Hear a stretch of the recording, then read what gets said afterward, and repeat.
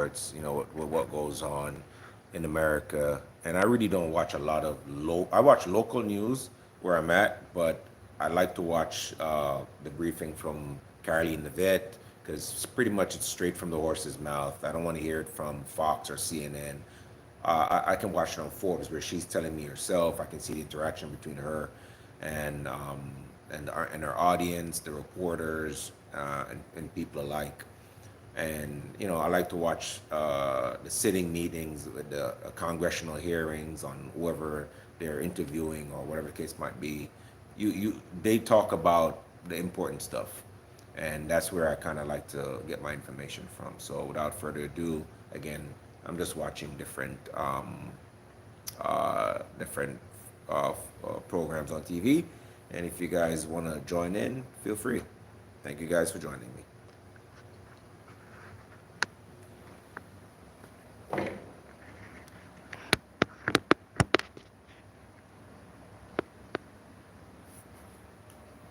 Thursday of this week, President Trump will welcome Norwegian Prime Minister at the Whitehouse for a working visit. The two leaders will discuss trade and regional security.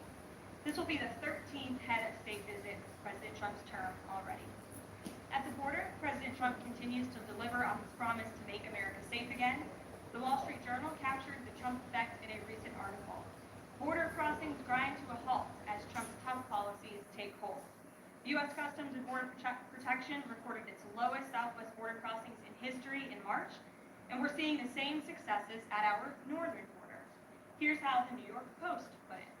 Northern border sector previously overrun by illegal migrants sees dramatic drop in crossings. We haven't seen anyone since November, end quote. According to U.S. Customs and Border Protection, just 54 illegal aliens were apprehended in the Swanton sector of our northern border, which stretches more than 300 miles in March. This is a drastic 95% drop from the more than 1,000 border crossings that were caught in March 2024. This is a main hotspot area that recorded more than 80% of all apprehensions along the northern border during the 2024 fiscal year. And new reporting from the Washington Times fully highlights the difference in Joe Biden's disgraceful approach to the border compared to President Trump's. Under Trump, border catch and release has dropped 99.99% from worst Biden month. You can't get much better than that. This statistic in particular is astounding. Border Patrol agents caught and immediately released 189,604 illegal aliens into the United States in December 2023 at the height of the Biden border crisis. But under President Trump, Border Patrol agents caught and released only 20 illegal aliens into the U.S. in the month of February.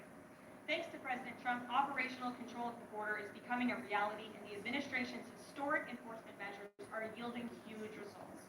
Illegal aliens are finally getting the blunt message. If you cross the border illegally, you will be swiftly deported and never return to the United States of America. Efforts to arrest the criminal illegal alien invaders are continuing to ramp up. ICE Chicago arrested a Mexican national convicted of predatory sexual assault of a child in Cook County, Illinois. This week, ICE Denver arrested a Mexican national convicted of sexual assault of a child in Houston County, Texas.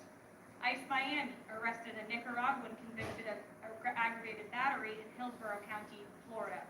ICE Houston arrested a Salvadorian national convicted of attempted sexual assault of a child and escape in Dallas County, Texas. And ICE Chicago arrested a Mexican national convicted of aggravated sexual abuse of a minor in Illinois. Despite the Democrats' insane objections, President Trump will continue to embolden law enforcement officers to arrest dangerous legal alien criminals and keep our communities safe. And also thanks to President Trump's America First economic approach, investments continue to pour into our country.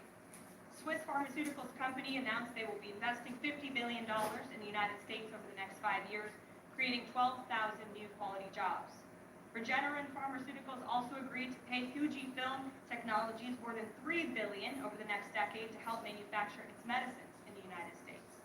It's a top priority for President Trump to ensure we are producing critical medicines and pharmaceutical drugs right here in America, and that is exactly what we continue to see happen every day. In other news, the Trump administration has announced we will put an end to Joe Biden's illegal student loan bailout attempts. No student loan has been referred to collection since March of 2020. That comes to an end. On May 5th, the Department of Education will resume involuntary collections for borrowers with defaulted federal student loans. The student loan portfolio controlled by the federal government is nearly $1.6 trillion, but fewer than 4 out of 10 borrowers are in repayment. This is unsustainable, unfair, and a huge liability for American taxpayers. Debt cannot be wiped away. It just ends up getting transferred to others. So why should Americans who didn't go to college or went to college and responsibly paid back their loans paying for the student loans of other Americans? The Trump administration will never force taxpayers to pay student loan debts that don't belong to them. Student loan borrowers need clarity, and we're finally giving it to them. Borrowers will now be clearly expected to repay their loans, and those who default on their loan obligations will face involuntary collections. The government can and will collect defaulted federal student loan debt by withholding money from borrowers, tax refunds, federal pensions, and even their wages. America is $36 trillion in debt. We must get our fiscal house in order and restore common sense to our country. If you take out a loan, you have to pay it back. It's very simple. President Trump will not kick the can down the road anymore. Before we open it up to questions today, I want to commend our pool photographer who is in the room with us today. ABC News photojournalist Melissa Young is retiring after 44 incredible years on the job, covering here at the White House.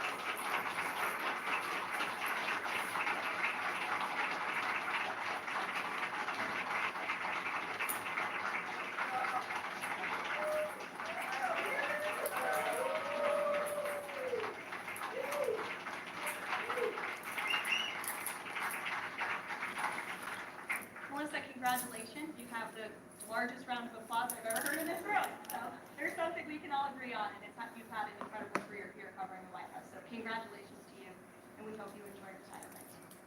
I'm sure you will.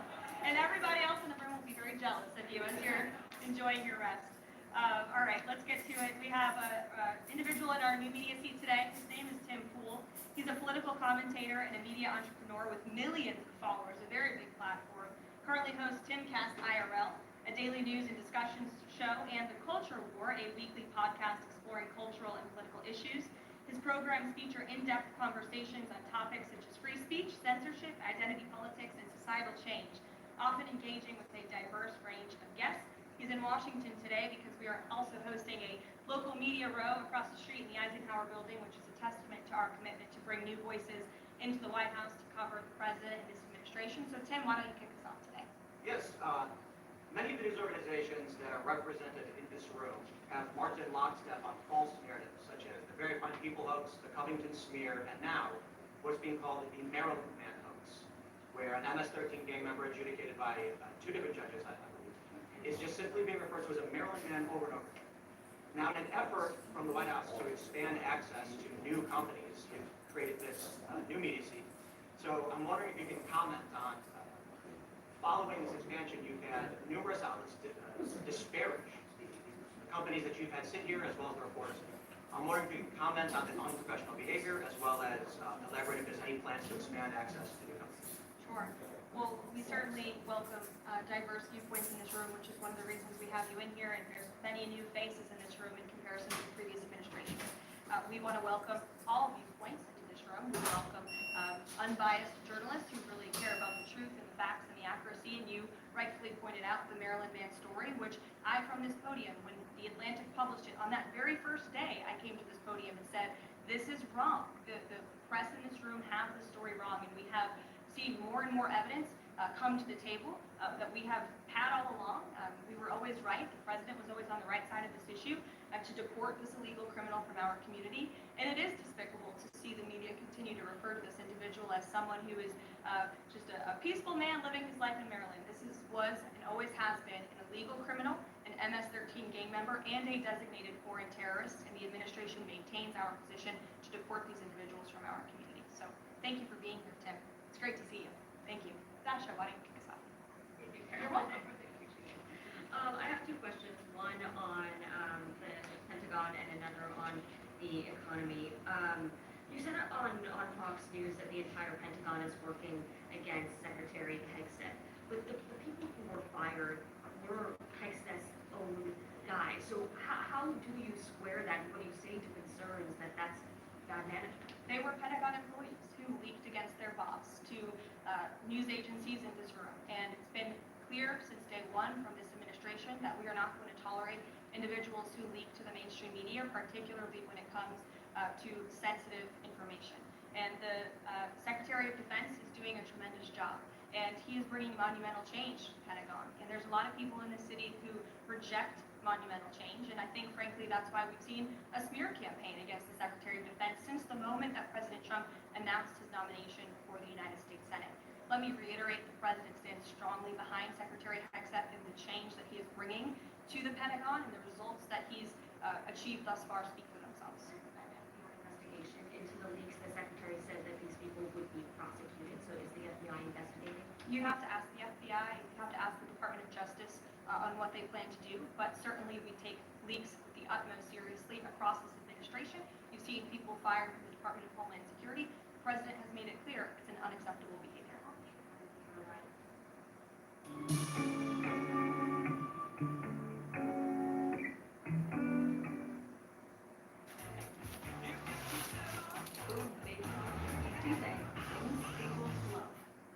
If you're thinking about selling a house anywhere within about an hour of Palm Springs, including the blue areas on this map, and you want to ensure you get as much for your property as you could and should when you sell, then this message is specifically for you because we'd love to share with you a brand new, better way to sell that's working best right now in today's market. Sellers using this method are getting way better results than those using the old-fashioned, traditional methods and getting a lot more money when they sell and in a more convenient way. So if you'd like to find out a little bit more about exactly what these sellers are doing so that you too can get more money more conveniently, we can help you with that by giving you the 3 things that can help you to sell for more money right now. Just use your phone to scan this QR code. Then instantly, we'll send you a PDF version of a brand new book that spells out in great detail exactly what these sellers are doing. And when I say we're going to send it to you instantly, I mean you're going to get it within about 5 seconds. That's because we're going to text it to you because your phone is already in your hand now. The second thing that we're going to give you is a home seller's checklist guide, and you'll find this super helpful to organize and streamline your sale.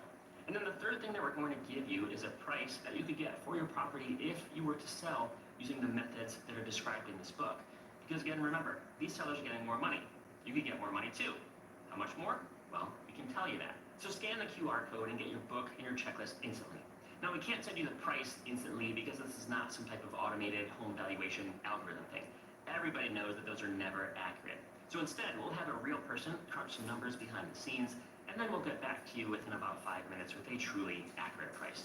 So go ahead, scan that QR code, get your book, get your checklist, and get your price, and you will be set to sell. Thanks.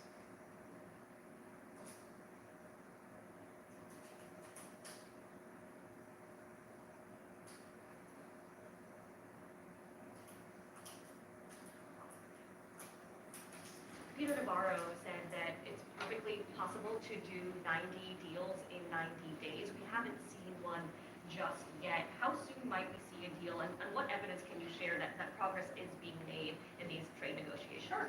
Well, I spoke to our entire trade team this morning. There is a lot of progress being made. We now have 18 proposals on paper that have been brought to the trade team. Again, these are proposals on paper that countries have proposed to the Trump administration and to our government.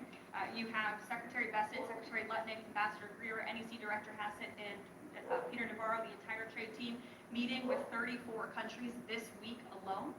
We are moving at Trump speed to ensure these deals are made on behalf of the American worker and the American people. And just yesterday, it seemed to get a little bit lost in the news, and I think it's to service to the American public that it did. The Vice President announced terms of reference for a trade deal with India.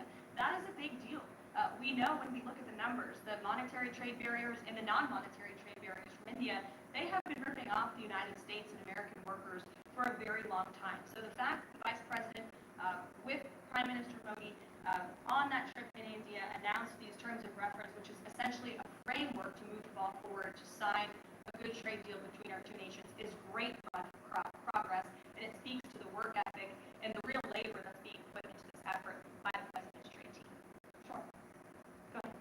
The proposals that you talked about, is that enough to extend the pauses on these reciprocal tariffs, or does the President need to see, these deals inked and signed to offer any sort of additional extension beyond the 90 days? Well, look, ask me in July when the deadline hits. I know I'll be answering those questions room. There's a lot of time left, and the president's trade team is working again at Trump speed as quickly as they can to ensure that these deals can be made. Are any of those conversations yet with China happening?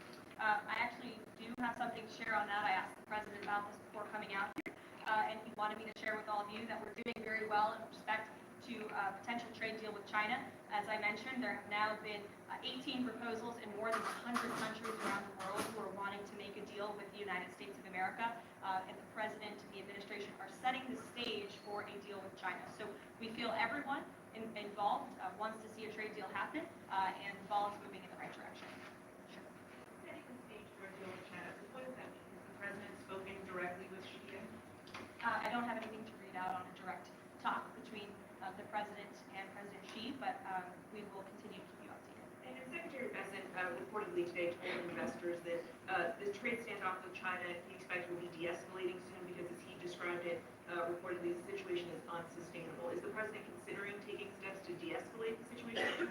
Again, I just read you words directly from the President of the United States. Those are moments ago. That's where his head is at right now.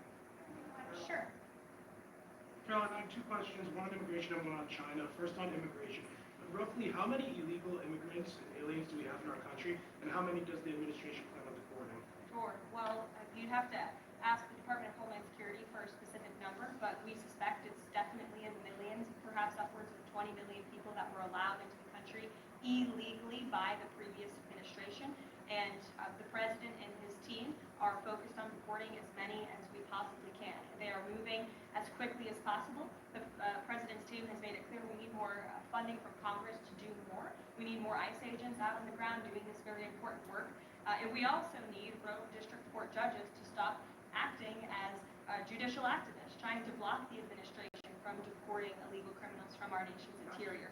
The American public elected the president to do this, and he's following through with that promise. Over 250,000 Chinese nationals in our country right now on student visas. Does the administration believe there's any national security concern when it comes to those over 250,000 Chinese nationals in our country? Well, as you know, when it comes to foreign visas, the Secretary of State has the right to revoke visas of those who we feel are acting in an adversarial way to our foreign policy interests here in the United States.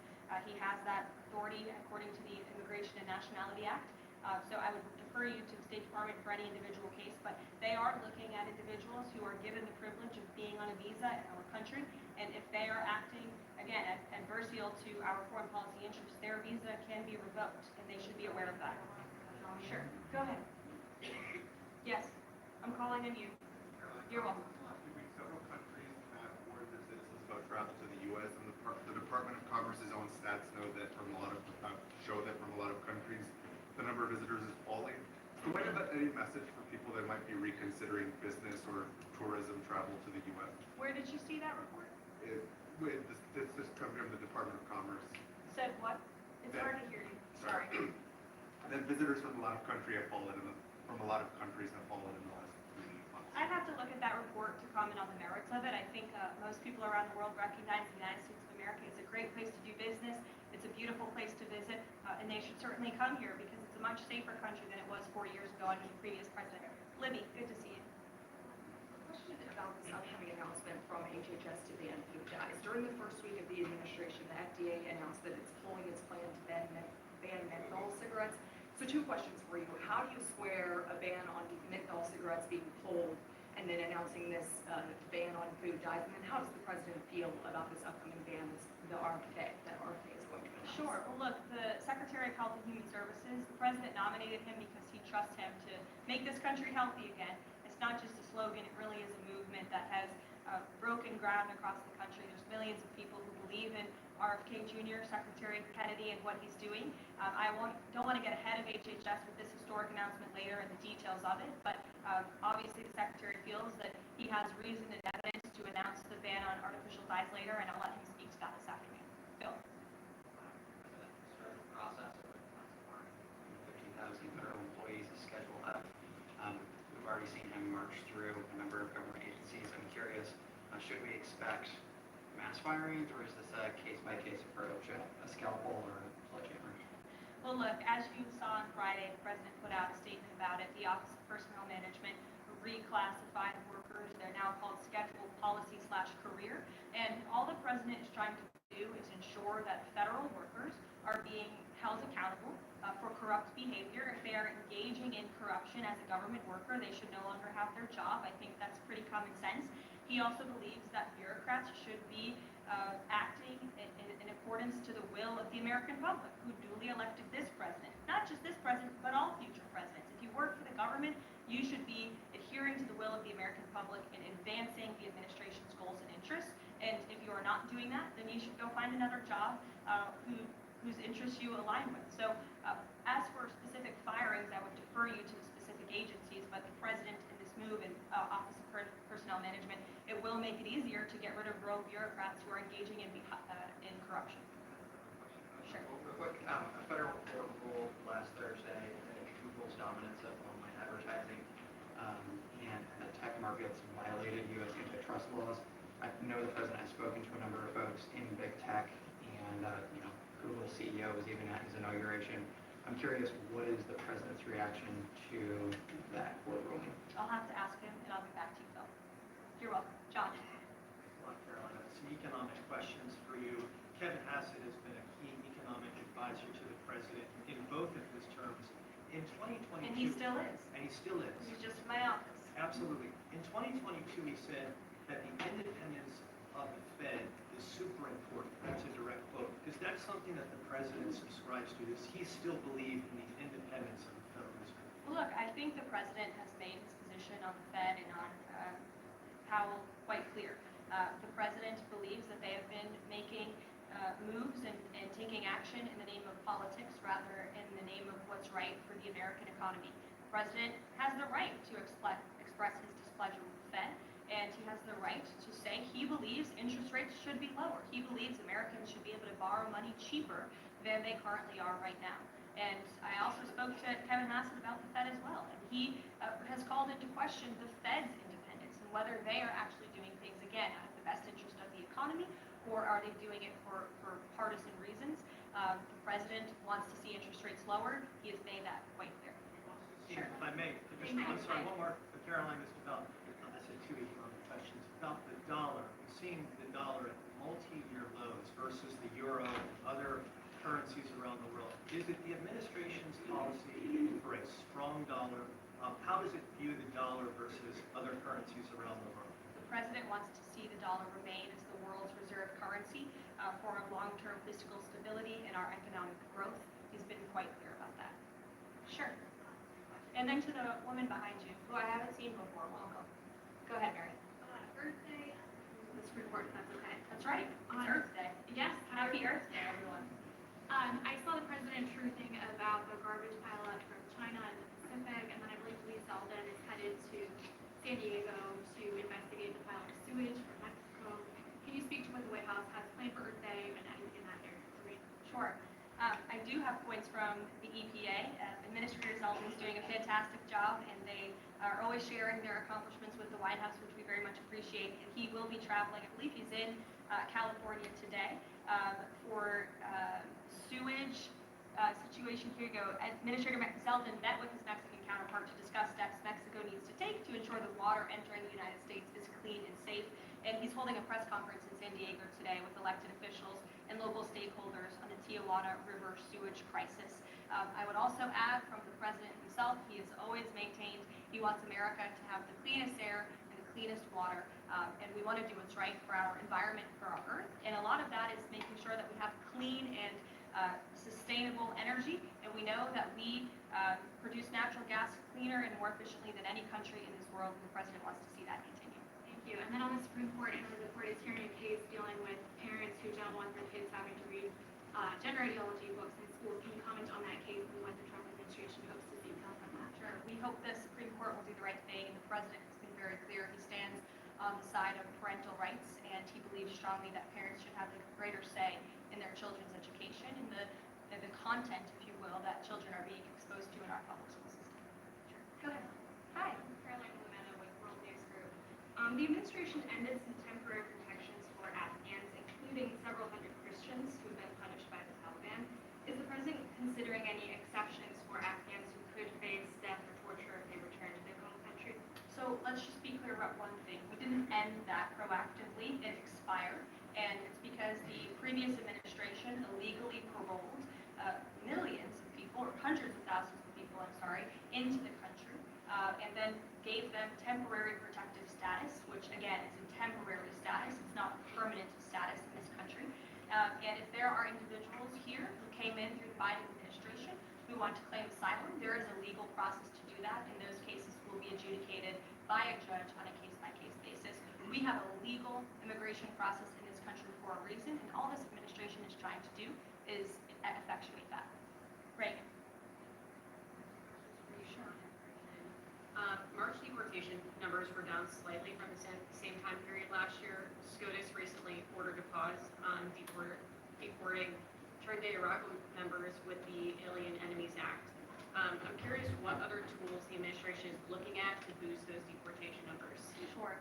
Well, we are obviously complying with the court's order. However, it was a temporary pause. The Supreme Court basically said, sit tight, and they will follow up with an order, and we're confident that the Supreme Court will rule on the side of law and recognize the president absolutely has the executive authority to deport foreign terrorists from our nation's interior under the Alien Enemies Act.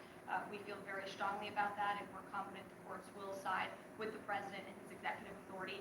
As for deportations, we continue to deport illegal criminals under Title VIII, which is an immigration authority given to our Border Patrol agents and the Department of Homeland Security to deport illegal criminals from this country. And the administration continues to do that at record speed as quickly as they can with the resources that they have. They recently dropped charges against the MS-13 leader caught in Woodbridge, Virginia, with the idea that this will expedite the deportation process. Does the administration plan to drop charges against other criminal illegals to speed along the deportation process? You'd have to ask the Department of Justice. Obviously, that's within their purview, and I can't speak for them. However, it is our goal to deport as many illegal criminals and aliens from our country as we possibly can, as quickly as we can. Jackie. We've heard so much about this Saudi trip planning, and the president's mentioned it himself before, but I don't think we've ever heard on the record what he hopes to achieve in Saudi Arabia and what the purpose of the trip is. Sure. Well, the president looks forward to this. It was supposed to be his first foreign visit, but of course now he is going to Rome this weekend to honor the Pope and attend the funeral. The president looks to strengthen the ties between the United States and these countries in which he will be visiting. He'll be having many bilateral meetings and talks, and we look forward to the trip and hope to see many of you there. And the meetings in London this week, do they have any nexus with plans in Saudi Arabia? I can't speak to that. However, I do have an update on meetings when it comes to the Russia-Ukraine war. I was just in the Oval Office with President Steve Witkoff, and they wanted everybody to know that the negotiations continue. We feel, again, we're hopefully moving in the right direction, and the special envoy, Steve Witkoff, will be heading to Russia again later this week to continue talks with Vladimir Putin. Is that why Rubio is not heading to London? Is he accompanying Witkoff to Moscow? I can't speak for the Secretary of State's travel schedule. I prefer you to the Department of State. Just about the peace agreement, the talks that are ongoing. Rubio had said, Secretary Rubio had said that if things don't go the right way, the U.S. might need to take a step back. What does stepping back look like? Is that a step back from brokering peace, or would that imply a broader withdrawal from U.S. support for Ukraine and the war? Look, I think it would be unwise for me to broadcast that from this podium. Ultimately, that's a decision for the president to make. But he's made it very clear he wants to see peace, he wants to see this war end, and he wants to stop the killing on both sides of this war. And he's been very clear about that for quite some time. And he has grown frustrated with both sides of this war, and he's made that very known. Brian. Last week, the president talked about nonprofit groups, specifically taking on crew, and he hinted that there could be further actions taken against nonprofits. Does the White House have any plans for any sort of actions against NGOs, nonprofits, or other similar groups? Is any of that coming up that being worked on at this time? I'll have to check in with our policy team. Get back to you. Sure. Thank you, Karoline. I'm still with the Epoch Times. Are some colleges using taxpayer funds to further political agendas? And what is the administration's response to Harvard's lawsuit? Sure. Well, the president has made it quite clear that it's Harvard who has put themselves in the position to lose their own funding by not obeying federal law. And we expect all colleges and universities who are receiving taxpayer funds to abide by federal law. It's quite simple. And the president made it clear he's not going to tolerate violations of federal law. He's not going to tolerate illegal harassment and violence towards Jewish American students or students of any faith on our campuses across the country. And so we will be responding to the lawsuit in court. And again, it's quite simple. If you want federal dollars, obey federal law. Follow up on China. Any response to reports that China is targeting U.S. trade allies with potential retaliatory measures for supporting U.S. agendas? I think the numbers and the sheer number of countries that have reached out to the United States and reached out to this administration to cut good trade deals speak for themselves. The entire world knows that they need the United States of America and they want to do business here. And so we'll stay focused on cutting good trade deals on behalf of the American worker. Stephanie. Any additional details from the President's call with nanny option? I did speak to the president about it. It was a good call. They spoke particularly about Iran and the negotiations that are underway with Iran in the United States. And the president has made it very clear repeatedly, but I'll reiterate, there is no daylight between the United States of America and the state of Israel. He stands strongly behind our ally. He's made it quite clear when it comes to Iran that we want to see a deal, and Iran has a choice to make, but the president has also made it very clear, and he reiterated that in his call with Prime Minister Netanyahu today about the need for Iran to never obtain a nuclear weapon. I do have one more bit of news that I would like to share with all of you. Just give me 1 second to find it. And it's in regards to the terrorist attack that took place in India earlier today. The president has been briefed by the National Security Advisor, and he's being kept up to speed as more facts are learned. What we know already is dozens were killed and even more were injured in a brutal terrorist attack in a popular tourist location in South Kashmir. President Trump will be speaking with Prime Minister Modi as soon as he possibly can to express his heartfelt condolences for those lost. And our prayers are with those injured and our nation's support for our ally India.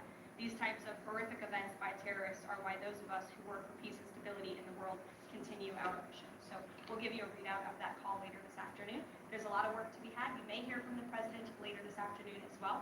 See you all later. Thank you.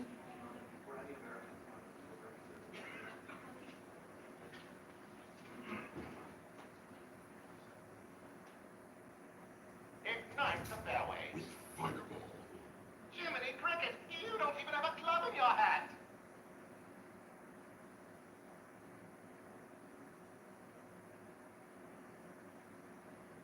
Let's listen on live now from Fox.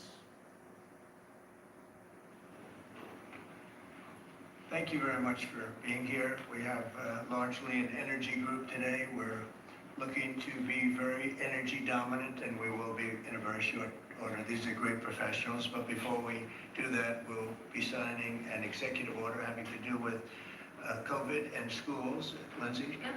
So this first executive order, it prohibits federal funding for COVID-19 mandates, vaccine mandates in schools. Okay, and that will meaning they want to clear that up, Yep. the discrepancy. So any schools that require students to be vaccinated with COVID-19 shot, then there's no more federal funding. So. Okay.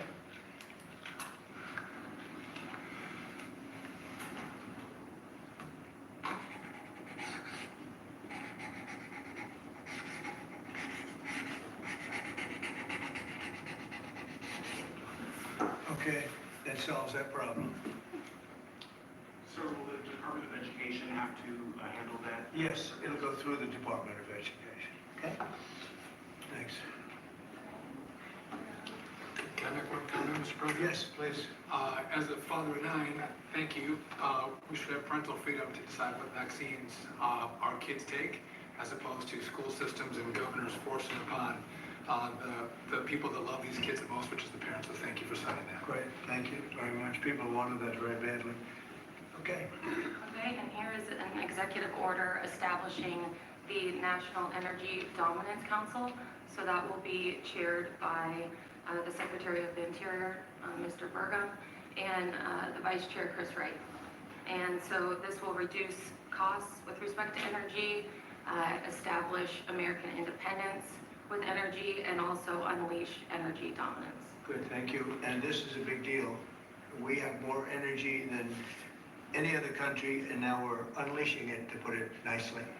And I'd like to ask Doug, you're going to be heading it up.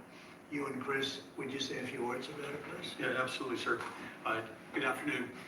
President Trump wisely understood that under the Biden administration, there was a war against American energy, and today that war officially has ended. President Trump on day one declared a national energy emergency, and this is a real emergency because under the Biden administration restricted the production of oil and gas. Production's still coming, but when you stop holding leases, when you take 625 million acres of land out of ocean land, out of production possibilities through an executive order, you're really restricting the balance sheet of America. But today, as President Trump said, this is unleashed.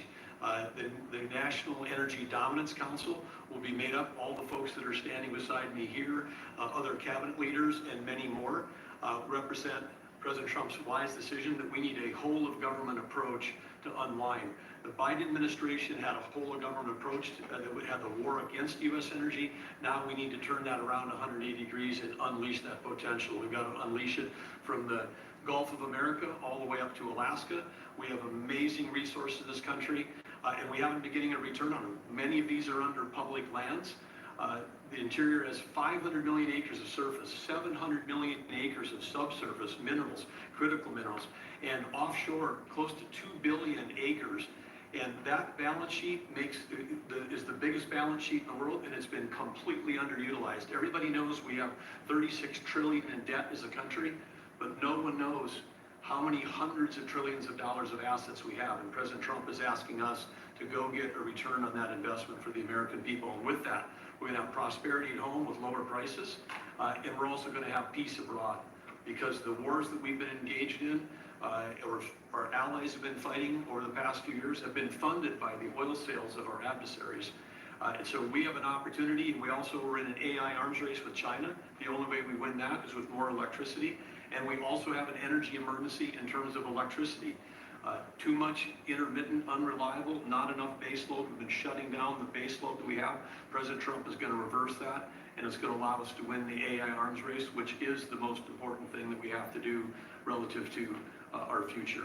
So with that, I want to say again, thank you to President Trump, and I want to thank my fellow members of the Energy Council here. I'm going to kick it over to the Vice Chair, Chris Wright, who's the Secretary of the Department of Energy.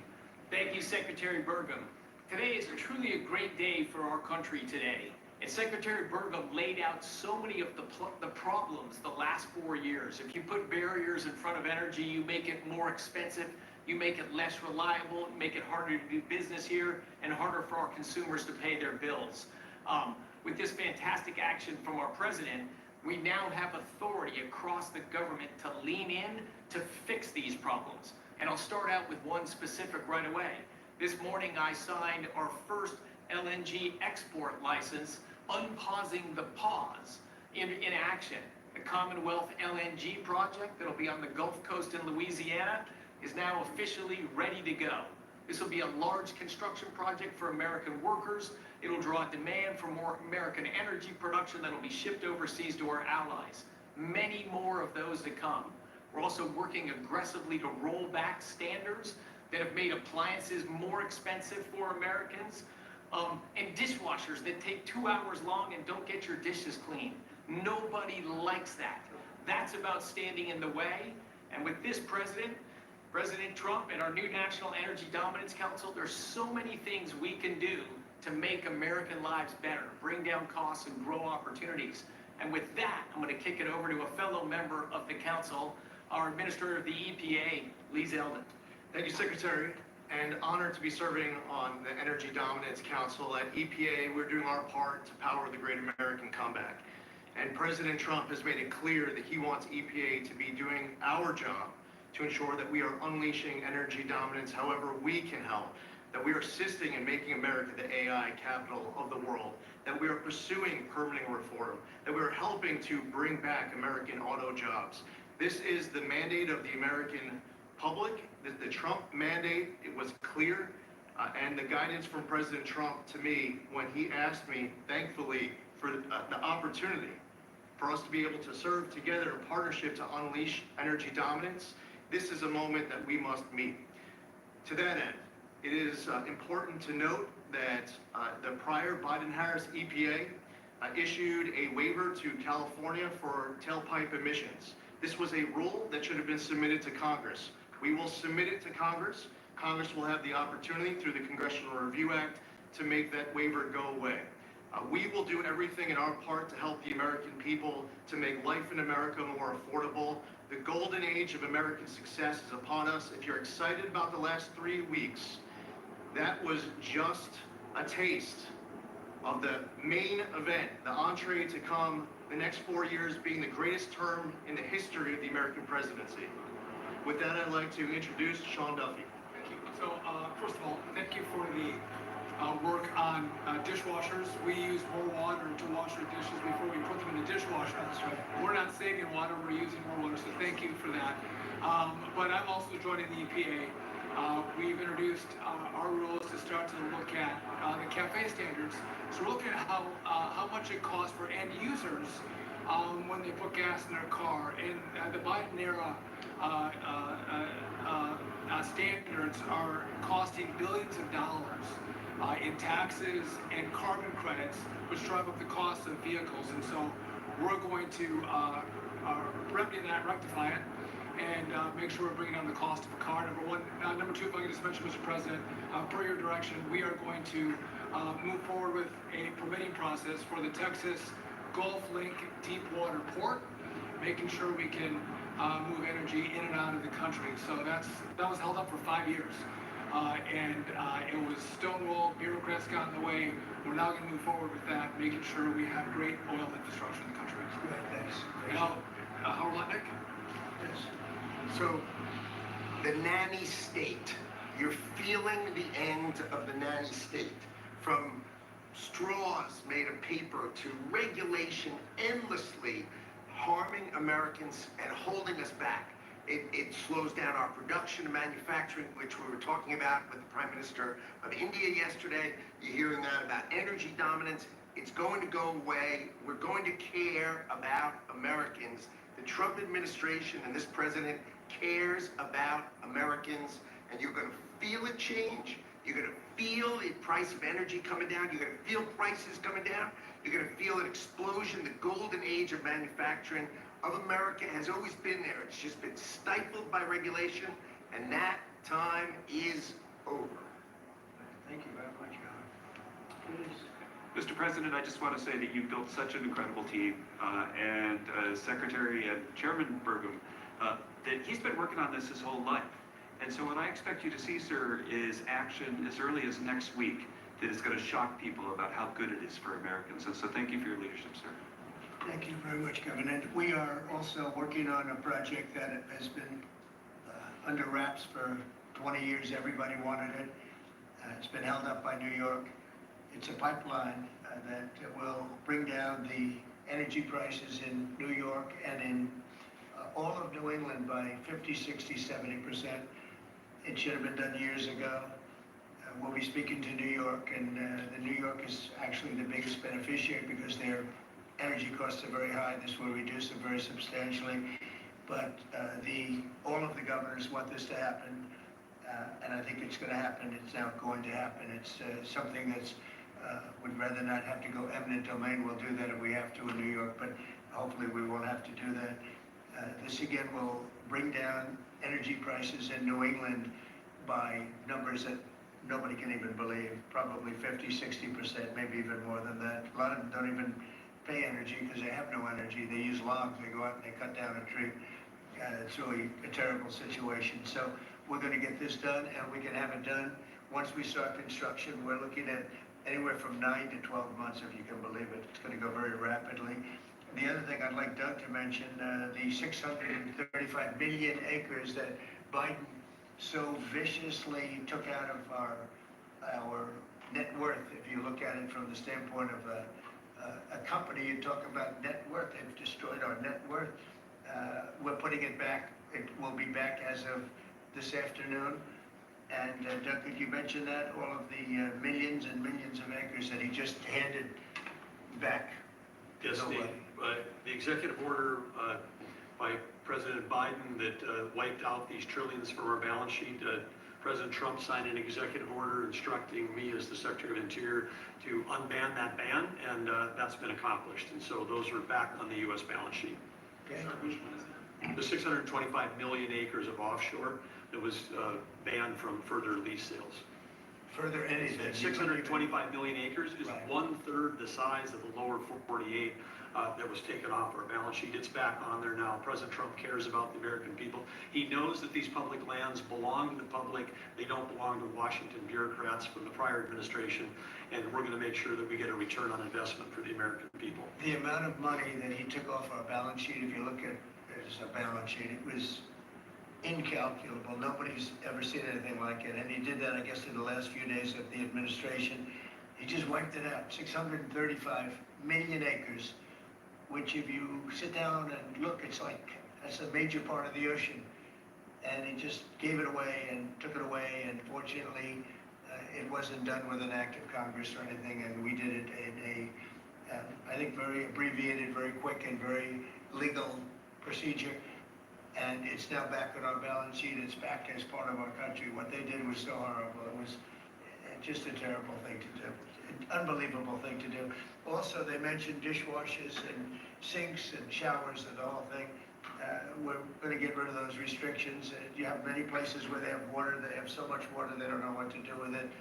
But people buy a house, they turn on the sink and water barely comes out. They take a shower and water barely comes out. And it's an unnecessary restriction. And basically, I think we were going to be going back to the Trump rule. We had it, and everybody was happy. And then these people came in and they restricted it again. So we're going back and we'll get it approved by Congress. In addition, we'll get it approved by Congress. So for 4 years, it's good, but we're going to get it permanently taken care of. And again, very environmentally friendly. But we want to be able to, when somebody turns on a sink to wash their hands or presses the button for a dishwasher, and there's barely enough water to, I mean, there's no water.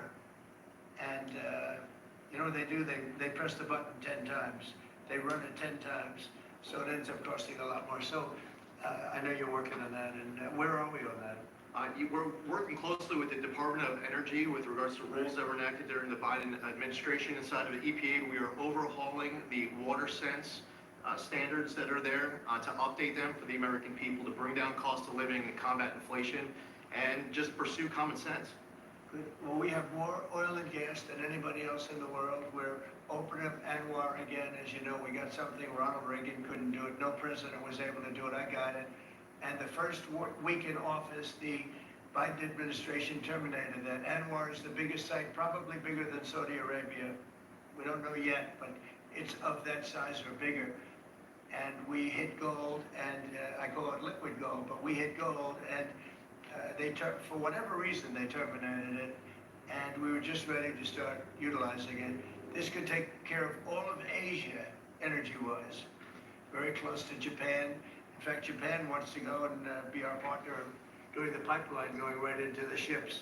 So they expressed tremendous interest. So did Prime Minister Modi of India. And just in closing, both Prime Minister Modi and the Prime Minister of Japan, both very good people, they said we couldn't make a deal. We couldn't get any energy. I mean, you wonder what was going on with our country. They couldn't make a deal to get any energy from the Biden administration. They just couldn't do it. There was nobody to deal with. They didn't know how to go about it. And they're very happy that we're here. But we're going to really benefit our taxpayers, and we're going to benefit our country. So I want to thank everybody for coming. This is a very big bill. This is really going to be energy dominant. We're going to be energy dominant like nobody else. And this doesn't even discuss all of the electricity that we're going to be producing for all of the AI plants. You know, they need double the electricity at least that we have right now. So you take all of our electricity that we have all over the country just for AI to do it right and to win that war, which we're leading by a lot because of what we've done over the last few weeks. We're leading by actually a lot.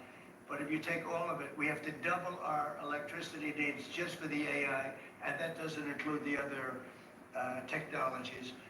So it's a real honor to sign this bill. We're going to also work on CAFE standards. Lee, you're going to be doing that and make that whole situation, bring that back into reality, and I think very quickly having to do with cars. Thank you very much.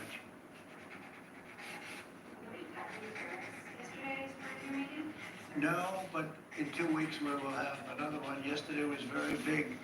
Reciprocal tariffs was very big, and I explained to The Prime Minister of India, Prime Minister Modi, very good man, his tariffs are very, very high. India's tariffs are among the highest. And I said, well, now, you know, we were very low. We were the lowest. They're just about the highest. There are others as high, but not much higher. And I said, no, from now on, what we do is what you charge us, we charge you. It's very simple. So whatever you're charging us, you can go as high as you want. Whatever you charge us, we charge you. And I wouldn't say they were thrilled to hear that, but that's the way it is. Tariff, I told you, is a beautiful word. Fourth most beautiful. Did you make any pledges about BRICS nations not undermining the dollar even in threatened Yeah. tariffs? The BRICS nations, I think that's breaking up very rapidly. We said that if they're going to go in and do anything to undermine the dollar, that includes China. I don't even know that they're a member of BRICS, but they had a few nations get together to try and play cute. And I said, we're going to put 100% tariff on every one of those nations. And at the mere thought of saying that, I think that's all broken up. That idea is no longer sale.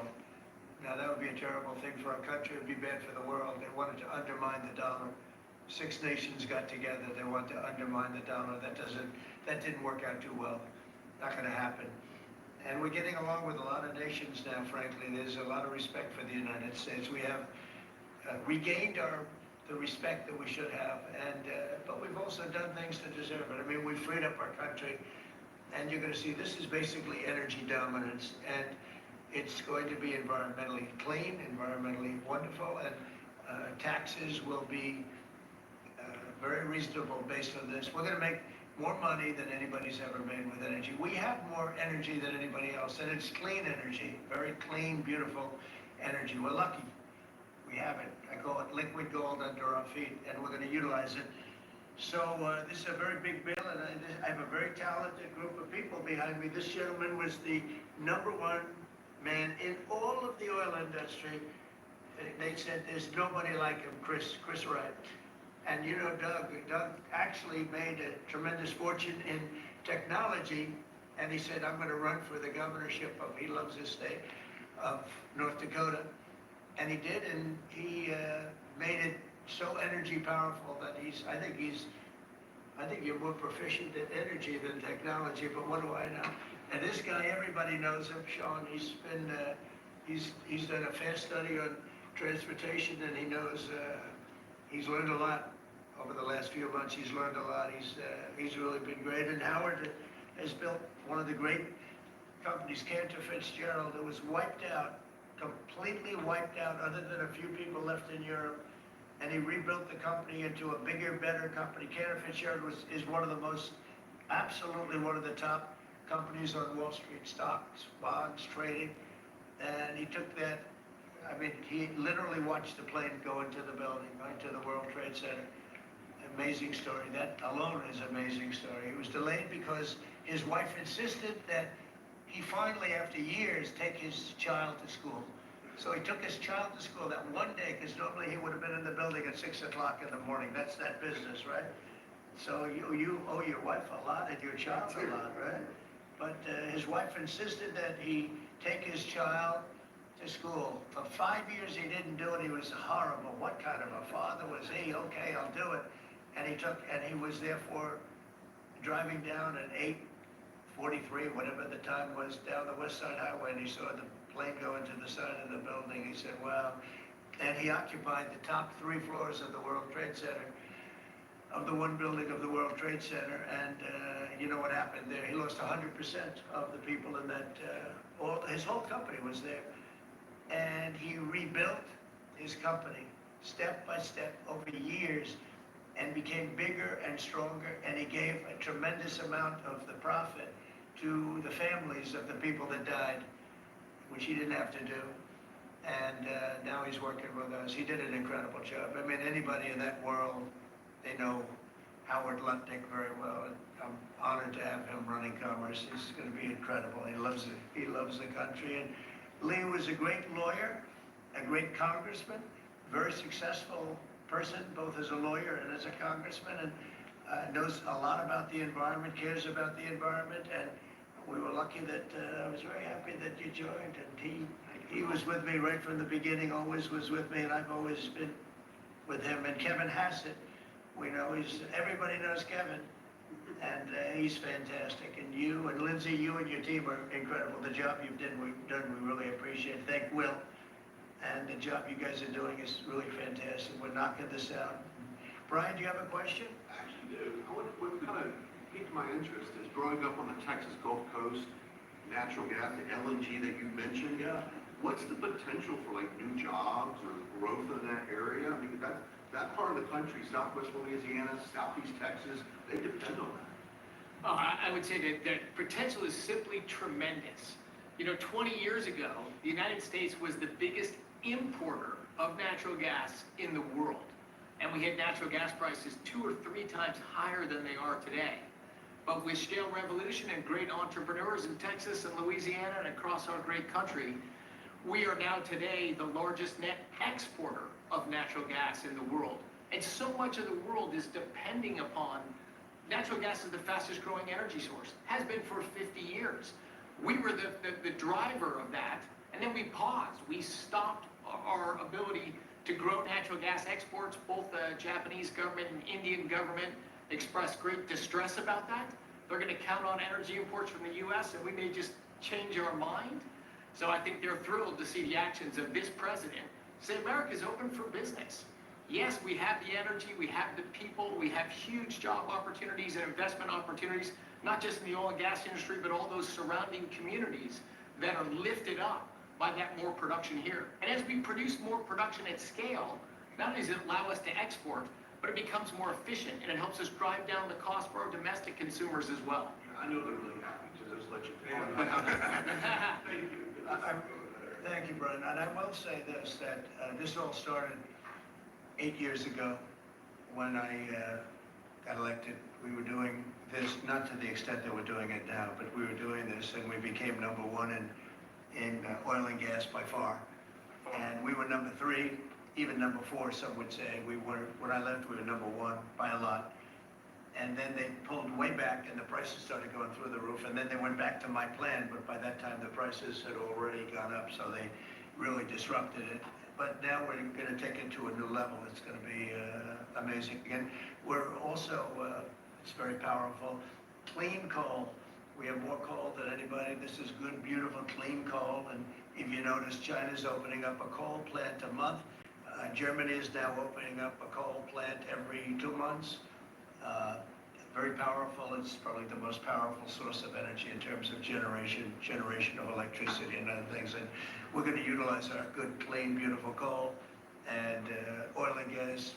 We have more than anybody of everything, and we're going to take advantage of it. And I appreciate everybody being here. Can I ask you, sir, about what's happening in Munich? Senator Roger Wicker shepherded Defense Secretary Hegseth through his confirmation. He got him through that process. And then he had some tough words for him overseas. He said it was a rookie mistake for Secretary Hegseth to outline what would or would not happen as far as Ukraine's membership in NATO goes. And then I haven't heard that. I mean, Roger's a very good friend of mine, and Peter's obviously, he's been doing a great job. I haven't heard. Let me look at, you tell me something. I have not heard of it. The question I had is, were you aware of what Secretary Hegseth was going to say in his speech at NATO?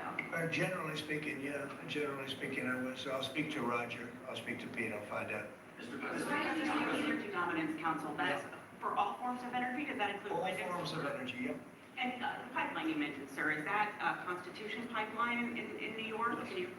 Is that a I believe project? so, yeah, that's what it is. And, you know, they've been trying to get it for 20 years.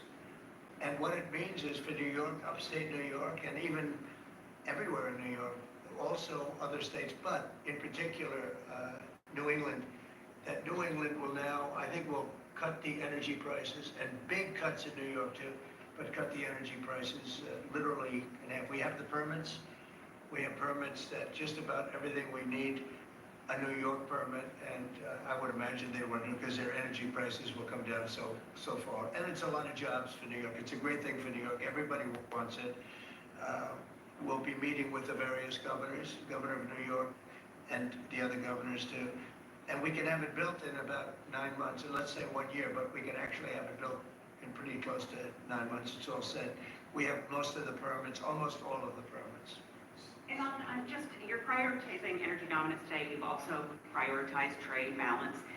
The oil industry is a little worried about the steel tariffs. I mean, they've put 20,000 feet steel in the ground in a well. How will you balance that? Is there a You're talking about steel and aluminum. Steel tariffs. So the steel, I saved the steel industry in my first term by putting on tariffs because China was dumping massive amounts of steel. Others also, but mostly China. And I put very substantial, we took in $600 billion worth of tariffs from China. No other president's taken up, literally haven't gotten 10 cents from China, not 10 cents. And hundreds of billions of dollars came in from China. And they understood it, they understood what I did, but the dumping stopped. And had I not done that, you wouldn't have one steel mill, I think I can say, not one steel mill operating in this country. And we need steel. We need steel. I mean, there are some things you have to have, and steel is one of them for military, etc. So I think steel is going to be very strong. It's going to be very strong. I think it'll go back to being really powerful. We saved it. I mean, we were talking about U.S. Steel last week. U.S. Steel would have been closed, totally closed. We saved it. And now it's going to become, I think, very, very profitable. The tariffs are going to save a lot of industries. Mr. President, with steel, do you follow up on U.S. Yeah, steel? go ahead, finish up. If the Japanese company that's interested in U.S. steel wants to take a minority stake as opposed to full ownership, is A that minority stake I wouldn't mind greatly, but what they're doing right now is they're going to be investors, and they're going to be investing in, I think, debt and various other things. But we didn't want to let U.S. Steel go to a foreign company. U.S. Steel was the greatest company in the world for a period of 15 years. It was, you know, it was the big deal 80 years ago or so. And psychologically, we can't even think about letting that happen. But what is going to happen, and we've already seen it, you see it in the stock price, with the tariffs, U.S. Steel is going to be a real powerhouse again. Mr. President, just follow up on Jackie's question about Munich. Vice President Vance's speech to the conference has ruffled quite a few feathers in Europe. What did he say to ruffle them? He was talking about the freedom of speech and migration in Europe. Do you believe that European leaders have a fundamentally different view of the world than this administration's? Well, I heard his speech. I tell you, you're talking about JD's speech, right? Yes, sir. I heard his speech, and he talked about freedom of speech, and I think it's true in Europe. It's losing. They're losing their wonderful right of freedom of speech. I see it. I mean, I thought he made a very good speech, actually, a very brilliant speech. You know, Europe has to be careful. And he talked about immigration. And Europe has a big immigration problem. Just take a look at what's happened with crime. Take a look at what's happening in various parts of Europe. I thought his speech was very well received, actually. I've heard very good remarks. And in regards to Ukraine as well, yesterday you mentioned that you thought Ukraine's NATO aspirations were one of the main reasons that the war broke out. Who do you blame for the war, Ukraine or Russia? Well, I think that there were a lot of people to blame. All I can say is very simply, if I were president, that war would never have happened. And you know what else wouldn't have happened? The Middle East wouldn't be all blown up, and October 7th wouldn't have happened either. Those two areas, you wouldn't have inflation, you wouldn't have October 7th, you wouldn't have Russia and Ukraine fighting. None of those things would have happened if I were president. Mr. President? Yeah, please. You mentioned auto tariffs the other day. When do you plan to Howard, I'd say over the next, sometime maybe around April 2nd. I would have done them on April 1st. Believe it or not, I'm a little superstitious. No, literally, we had it planned for April 1st. I said, let's make it April 2nd. You know how much money that costs? That costs a lot of money just that one day, but we're going to do it on April 2nd, I think. Is that right? That's right. Okay? The lead prosecutor in Eric Adams' case resigned today, saying anyone who didn't press forward would be a coward. What's your reaction to that and to the overall implication that politics were at play here? Well, I don't know about it. I mean, obviously I'm not involved in that, but I would say this, that if they had a problem, and these are mostly people from the previous administration, you understand, so they weren't going to be there anyway. They were going to all be gone or dismissed. If not, they know on Tuesday they're all being dismissed. You know, the whole country is being, because what you do is you come in and you put new people in. So when you say resign, they're going to be gone anyway. But I know nothing about the individual case. I know that they didn't feel it was much of a case. They also felt that it was unfair with the election. Look, I would know that better than anybody because I was weaponized more than any human being in the history probably of the world. And I won the election in a landslide, winning all 7 swing states, winning the popular vote and everything else. Because the people got it, it was weaponized. And I was weaponized literally weeks before the election. But I think there's also something to be said. I read that. There's something to be said for what they were doing. It looked to me to be very political. But why didn't they bring this up like 4 or 5 weeks ago, 6 weeks ago, whenever it happened? You know, they just sat around and didn't complain. Then all of a sudden they complain, and they know they're all being dismissed anyway. So, you know, that's the way it is. That's called politics, I guess. Yeah, please. Earlier this week, you predicted that all hell would break loose with Hamas and murder all of their hostages. What do you expect to happen tomorrow in terms of I don't know what's going to happen tomorrow at 12 o'clock. It was up to me to take a very hard stance. I can't tell you what Israel's going to do. But I watched the last people come out, and I looked at it before and an after picture. One guy was a big, strong, healthy guy. You could say he was a little bit overweight. He's not overweight anymore. He looks like he just came out of the Holocaust. It looks like a Holocaust picture. I've looked at him for a long time, and they've been treated very badly. The young lady came out last week, her hand was blown off. I mean, literally, her hand was trying to stop a bullet that was headed for her face. She put up her hand, she goes like this and wiped out her fingers and a lot of her hand. Now, I would take a different stance, but it depends. Look, it depends what Bibi's going to do. It depends what Israel's going to do, but and now I understand they've totally changed. Hamas has totally changed. They want to release hostages now again. But you have to see, this started by them saying, we're not going to release the hostages as we said we were. I said, good. You have till 12 o'clock on Saturday, which is tomorrow at 12 o'clock to do it. And we didn't hear anything. Then all of a sudden, 2 days ago, they said, no, we've decided we're going to release the hostages. So, but I actually think they should release all of the hostages. Remember, they're probably as bad as they looked. I mean, I don't like to say that, but they look real bad 4 days ago, 5 days ago when I saw them. And the young ladies that came out were treated really badly. You don't know what happened, but I do.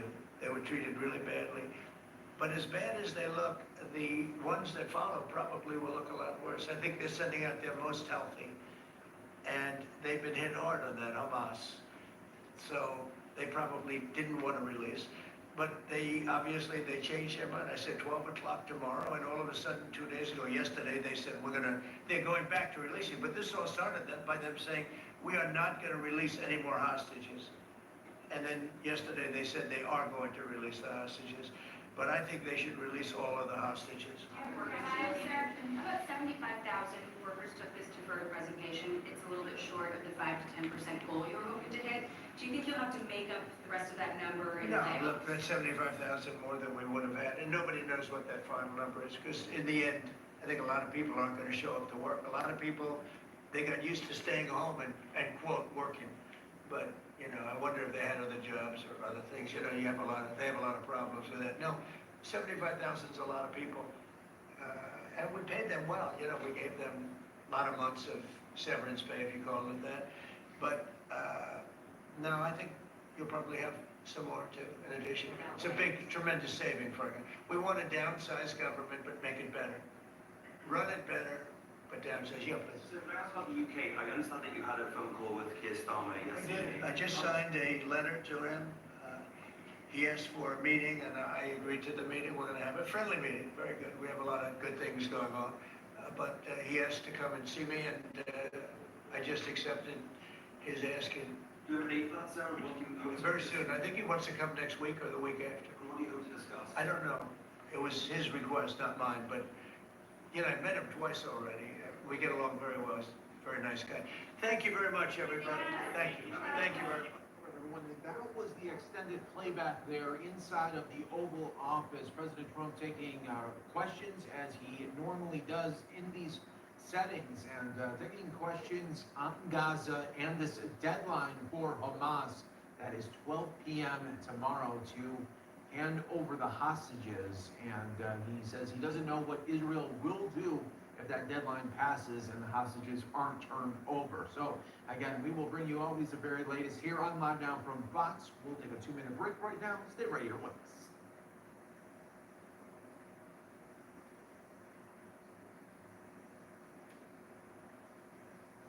Let's shift gears quickly here on Live Now from Fox. I believe media is now being led into the Oval Office for the signing, so not taking place in the Rose Garden anymore.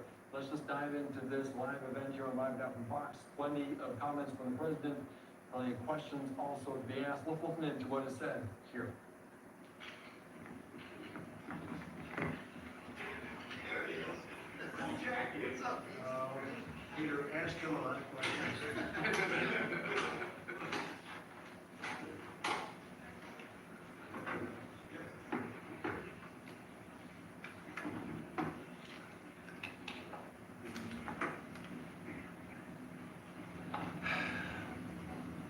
You all set?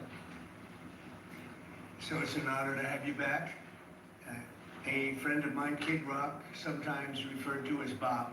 I know him as Bob, but he's been a good friend for a long time, many years, and he's been after something that is for the good of a lot of people, including in particular the public, and having to do with ticket sales and scalping and all of the gouging that you have been reading about. It's gotten worse and worse with time. And I didn't know too much about it, but I checked it out, and it is a big problem. And I thought, I think you've been trying to get this done for 20 years or something. He said, Trump got it done in 2 weeks. But we came up with a very serious EO, and I'm going to sign it now, and maybe I'll ask you, Will, to explain a little bit about it, please. Of course, sir. So this is an executive order, as you said, that deals with the ticket reselling business. For fans of live entertainment and for entertainers as well, the ticket reselling industry has become a huge issue. These people use bots and computer algorithms to buy up huge blocks of tickets and then jack up the price so that fans of live entertainers like Mr. Ritchie, I once called him Mr. Rock, don't have access to concerts the way that they should. And when they do, it's at exorbitantly high prices. So what this executive order does, it charges the FTC and the Department of Justice with rigorously enforcing laws on the books in collaboration with state attorneys general that have power over consumer protection and other people who have the power to really crack down on this issue so that entertainers and fans won't be subject to these abusive and oftentimes illegal practices. Good. Thank you very much. Bob, do you want to say something? Yeah, anybody who's, it doesn't matter your politics. First of all, thank you, Mr. President, because this has happened at lightning speed. I know you put, I want to make sure Alina Hava gets her credit too, because I know she worked very hard on this, but thank you for making this happen. So, like anyone who's bought a concert ticket in the last decade, maybe 20 years, no matter what your politics are, knows that it's a conundrum. You buy a ticket for $100, by the time you check out, it's $170. You don't know what you can charge for, but more importantly, these bots. You know, they come in to get all the good tickets to your favorite shows you want to go to, and then they're relisted immediately for sometimes a 400% or 500% markup. And the artists don't see any of that money. And, you know, ultimately, I think this is a great first step. I would love down the road if there'd be some legislation we can actually put a cap on the resale of tickets. And I'm a capitalist and a deregulation guy, but they've tried this in some places in Europe, and it seems to be the only thing that's us as artists be able to get the tickets into the hands of the fans at the prices we set. I'll be the first one to say, and I know the president doesn't like when I say this, but I'm a little overpaid right now. It's kind of ridiculous. I would rather be, you know, a hero to working class people and have them be able to come attend my shows and give them a fair ticket price. And I can't control that right now. So hopefully this is a step to really be able to make that happen. I know a lot of artists and a lot of fans who love concerts and music are going to be very appreciative. And I think Bob is more interested in the fans and the people that are having to pay crazy prices than he is the artist. Maybe the artist a little bit, but the fans a lot. I've spoken to him over the years about it. And it's been, it bothers him. It bothers a lot of other artists too. You see the artists, and they go out with a $100 ticket and it sells for $2,000 the following night. And they seem to be able to sweep up the best locations too, which is pretty amazing. So They've only enforced that Box Act one time, I believe. A couple years ago in New York City, so we got a $2 million fine. And that's the only time they've enforced that act. And who's the primary culprit? Who sells these tickets? It's the scalpers. These bots go in and they're automated, so But is there a company involved? You might not. No, well, there's reselling markets all, yeah. I think I know, Peter. But that's all right, don't get them involved. Maybe they're more innocent than we think. Well, if you think of it, like, if Ticketmaster sells a ticket, if you buy a ticket and go to a show, you're in a lot of ways their worst customer. Because they make another 17, whatever percentage every time that ticket resells, so they don't want to enforce the Bots Act necessarily, because they're making more money off it. No, the artists don't see any of that money, but that's not what I'm advocating for, is for me to make more money. I want the fans to have fair ticket prices, be able to go and enjoy more shows. I know people that can only, they decide on a family vacation or going to their favorite concert once a year, rather than, my parents used to go see multiple shows when you could afford them back in their day. And I'd like to take my ticket prices lower, but if I set my ticket prices low, these bots immediately eat them up, and they resell for hundreds of dollars more, and I'm just making these bad actors rich. Well, I think this is a big step to getting it stopped. Do you have something, Brad? Yeah, I do, actually. I actually feel that the consumer is going to take the money that they saved and actually buy merch, which you guys have a big percentage of, or do concessions, which you guys split with the venue on that as well. So I think they're money don't share concessions a lot. No, those are, we try to, but they don't want to share it in the beer prices and parking or any of that stuff. But the bottom line is there's money for everyone to be made. There's plenty of money to go around. No one's going to really lose here. Ticketmaster, if we can get a cap, they're going to lose some money, but I've already talked to the CEO, Michael, and he's given me his word. He's on board for it. I was talking to Jacoby with Papa Roach earlier, and by the way, he's a big fan of what you're doing, President Trump, digging into this whole scalping and the bots. A lot of musicians, you can say that, they're with Kid Rock, sir, on this, without a doubt. A lot of people are. President Trump, would you ever wear a jacket like that? I don't know, I was thinking about doing it for tomorrow. We have a big event coming up, and I was thinking about doing it, but I'm not sure. So you recently bought a Tesla for White House staff to use, but now there's all these domestic terrorists targeting Teslas. Are the staff scared to try it? I don't think so. I haven't heard. They were complaining. I did buy one, and I let the staff use it. We have it parked conveniently, and one day we give it to Margot, one day we give it to Chamberlain, give it to Natalie, we give it to everybody around, give it to Dan Scavino, but he's got so much money it doesn't matter. But they love the car, and it's a great car, and it's made here, it's made in the country. It's got a tremendous plant now in Texas, and he has one in California. Does a lot of his work here, and he's been really unfairly treated, in my opinion. I try. And Yeah. there's this other story, I know it's hypothetical right now, but if you were allowed for some reason to run for a third term, is there a thought that the Democrats could try to run Barack Obama against you? I'd love that. For his third term? Boy, I'd love that. That would be a good one. I'd like that. No, people are asking me to run, and there's a whole story about running for a third term. I don't know. I never looked into it. They do say there's a way you can do it, but I don't know about that. But I have not looked into it. I want to do a fantastic job. We have 4 years, just about, almost close to 4 years. Time is flying, but it's still close to 4 years, and we're getting a lot of credit for having done a great job in the first almost 100 days. And we have some big things we're going to be announcing over the next 2 days, and you know very well, Peter, and I think it's going to be something that's going to bring a lot of wealth back to our country, tremendous wealth back to our country, actually. And other countries are understanding it because they've been ripping us for 50 years longer, but they've been ripping us off for years, right from the beginning. And I think this is going to be an amazing, I call it a lot of different names, but it's really, in a sense, it's a rebirth of a country, because how we could have afforded to do what we did, we help everybody, and they don't help us. I really, the term I like best probably is the liberation of America. It's the liberation of this country, because it's incredible. Look, we have 36 trillion in debt for a reason, and that accumulates over a long period of time. So I think what you're going to be seeing over the next couple of days will be very inspiring to a lot of people. They had a lot of auto plants being built in a certain country, I don't want to mention the country because we get along great with the country, but those plants aren't being built there anymore. They gave them up today and yesterday, day before, and they're building them all now in the United States. And we have many examples, not only auto plants, chip companies from Taiwan are coming in. The biggest, Mr. Wei, he's big. I said, you are a smart guy, aren't you? I've been reading about him over the years, but he controls a large portion of the chip business, as you know. You don't get smarter. They're going to be investing $200 or $300 billion. Apple's investing $500 billion. You know, they always built their places in China. Now he's building here.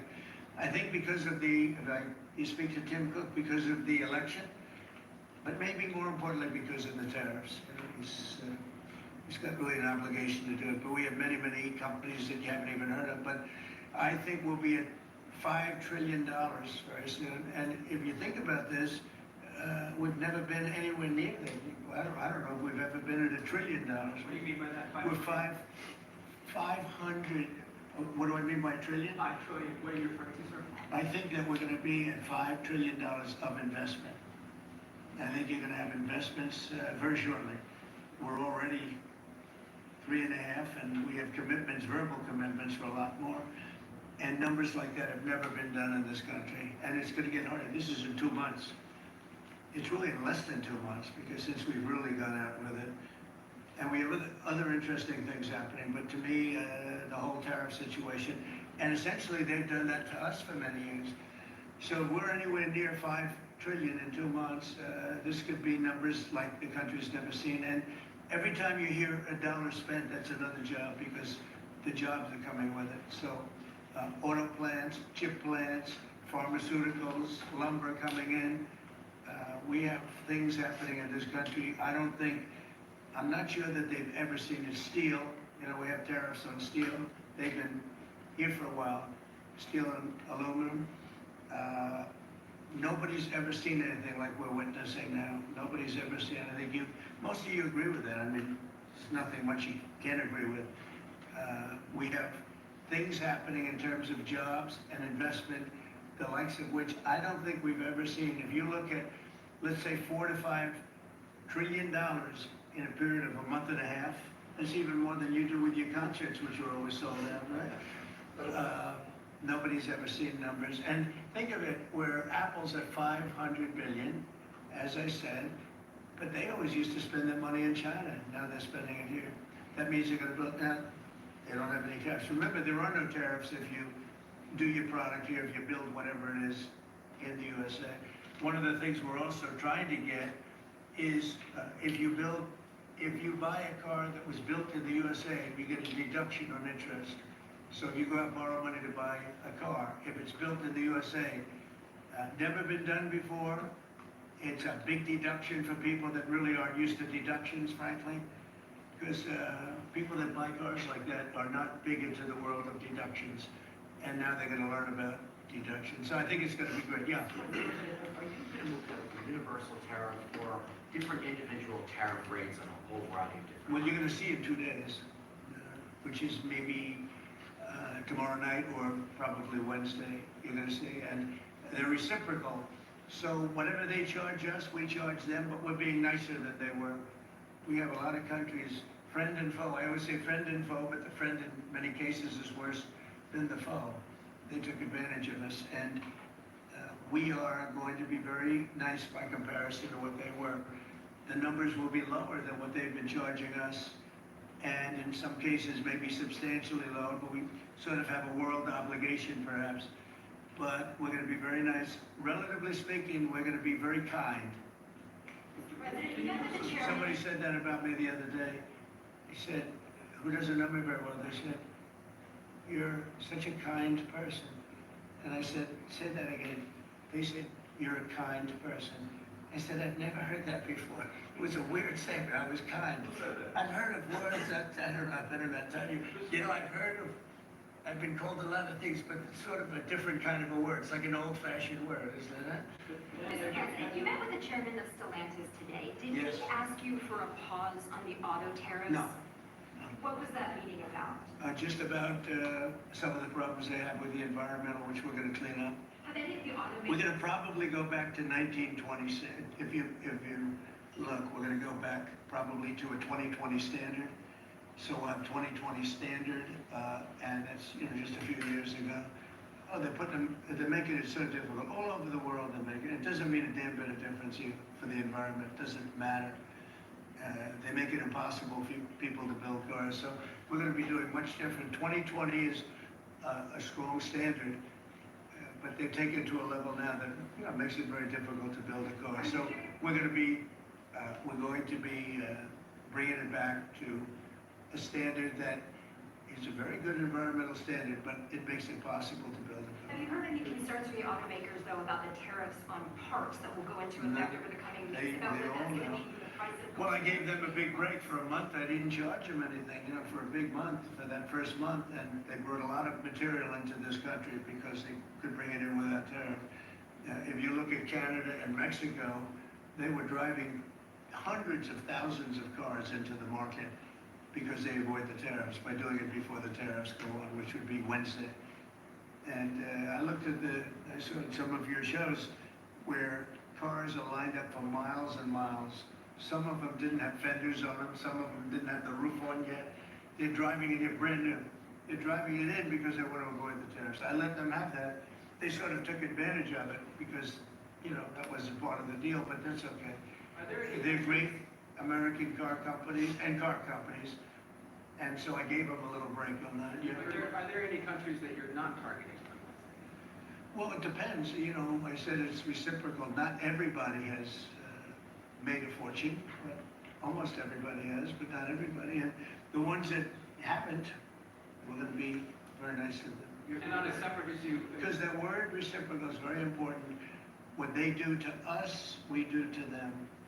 Okay. Can I just ask you briefly on President Putin? You said over the weekend, or indicated over the weekend, some frustration with him. How serious are you about imposing oil sanctions? No, I want to see him make a deal so that we stop Russian soldiers and Ukrainian soldiers and other people from being killed. But mostly it's Russian and Ukrainian soldiers. They're losing at least 2,500 human beings, beautiful human beings, a week. And I want it to stop. And some people would say, why do you worry about Russian soldiers or Ukrainian soldiers? I worry because they're just like you people. They're like us. They're like all of us. And I seem to have an ability to do those things. And if I can do that, I think it's a very worthwhile thing to do. I think we will. No, I want to make sure that he follows through, and I think he will. I don't want to go secondary tariffs on his oil, but I think, it's something I would do if I thought he wasn't doing the job. I did it with Venezuela, secondary tariffs, and you know what happened? Every boat left the harbor. Did you see that? It was a beautiful thing to see. The whole harbor emptied out. My words weren't even finished. I have these massive ships. They're actually taking the hoses and dumping them into they couldn't get out of there fast enough because they know I don't play games.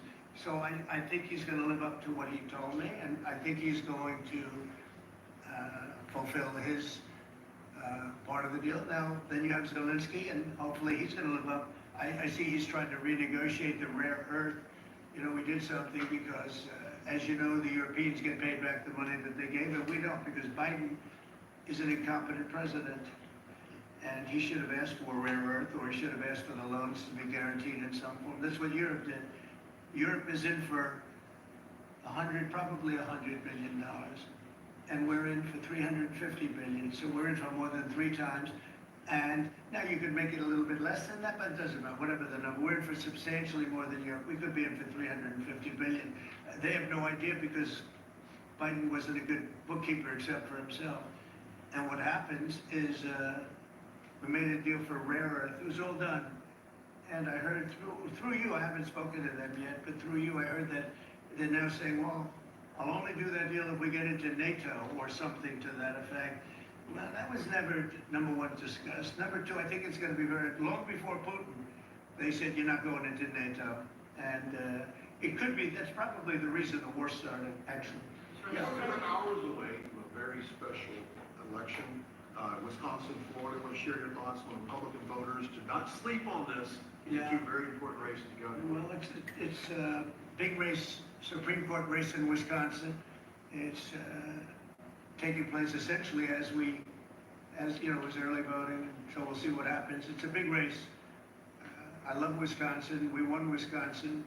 Republicans typically don't do very well in Wisconsin, but I did. I actually won it twice.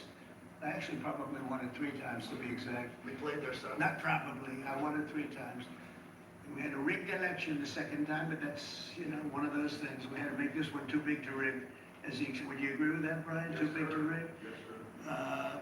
So anyway, but, yeah, there's a big race, and I hope you get out and vote for the Republican. The woman is a radical left lunatic, and let's see who wins, but the woman will be very bad, and you know, Wisconsin's a big state politically, and the Supreme Court has a lot to do with elections in Wisconsin, so if whoever it is that's running, including, you know, even Senate races, etc., but whoever it is in 4 years that runs, having Wisconsin is a very big, you know, we won it early and big, but winning Wisconsin's a big deal. So therefore, the Supreme Court choice is the one you're talking about right now. It's a big race. It's going to be announced fairly shortly.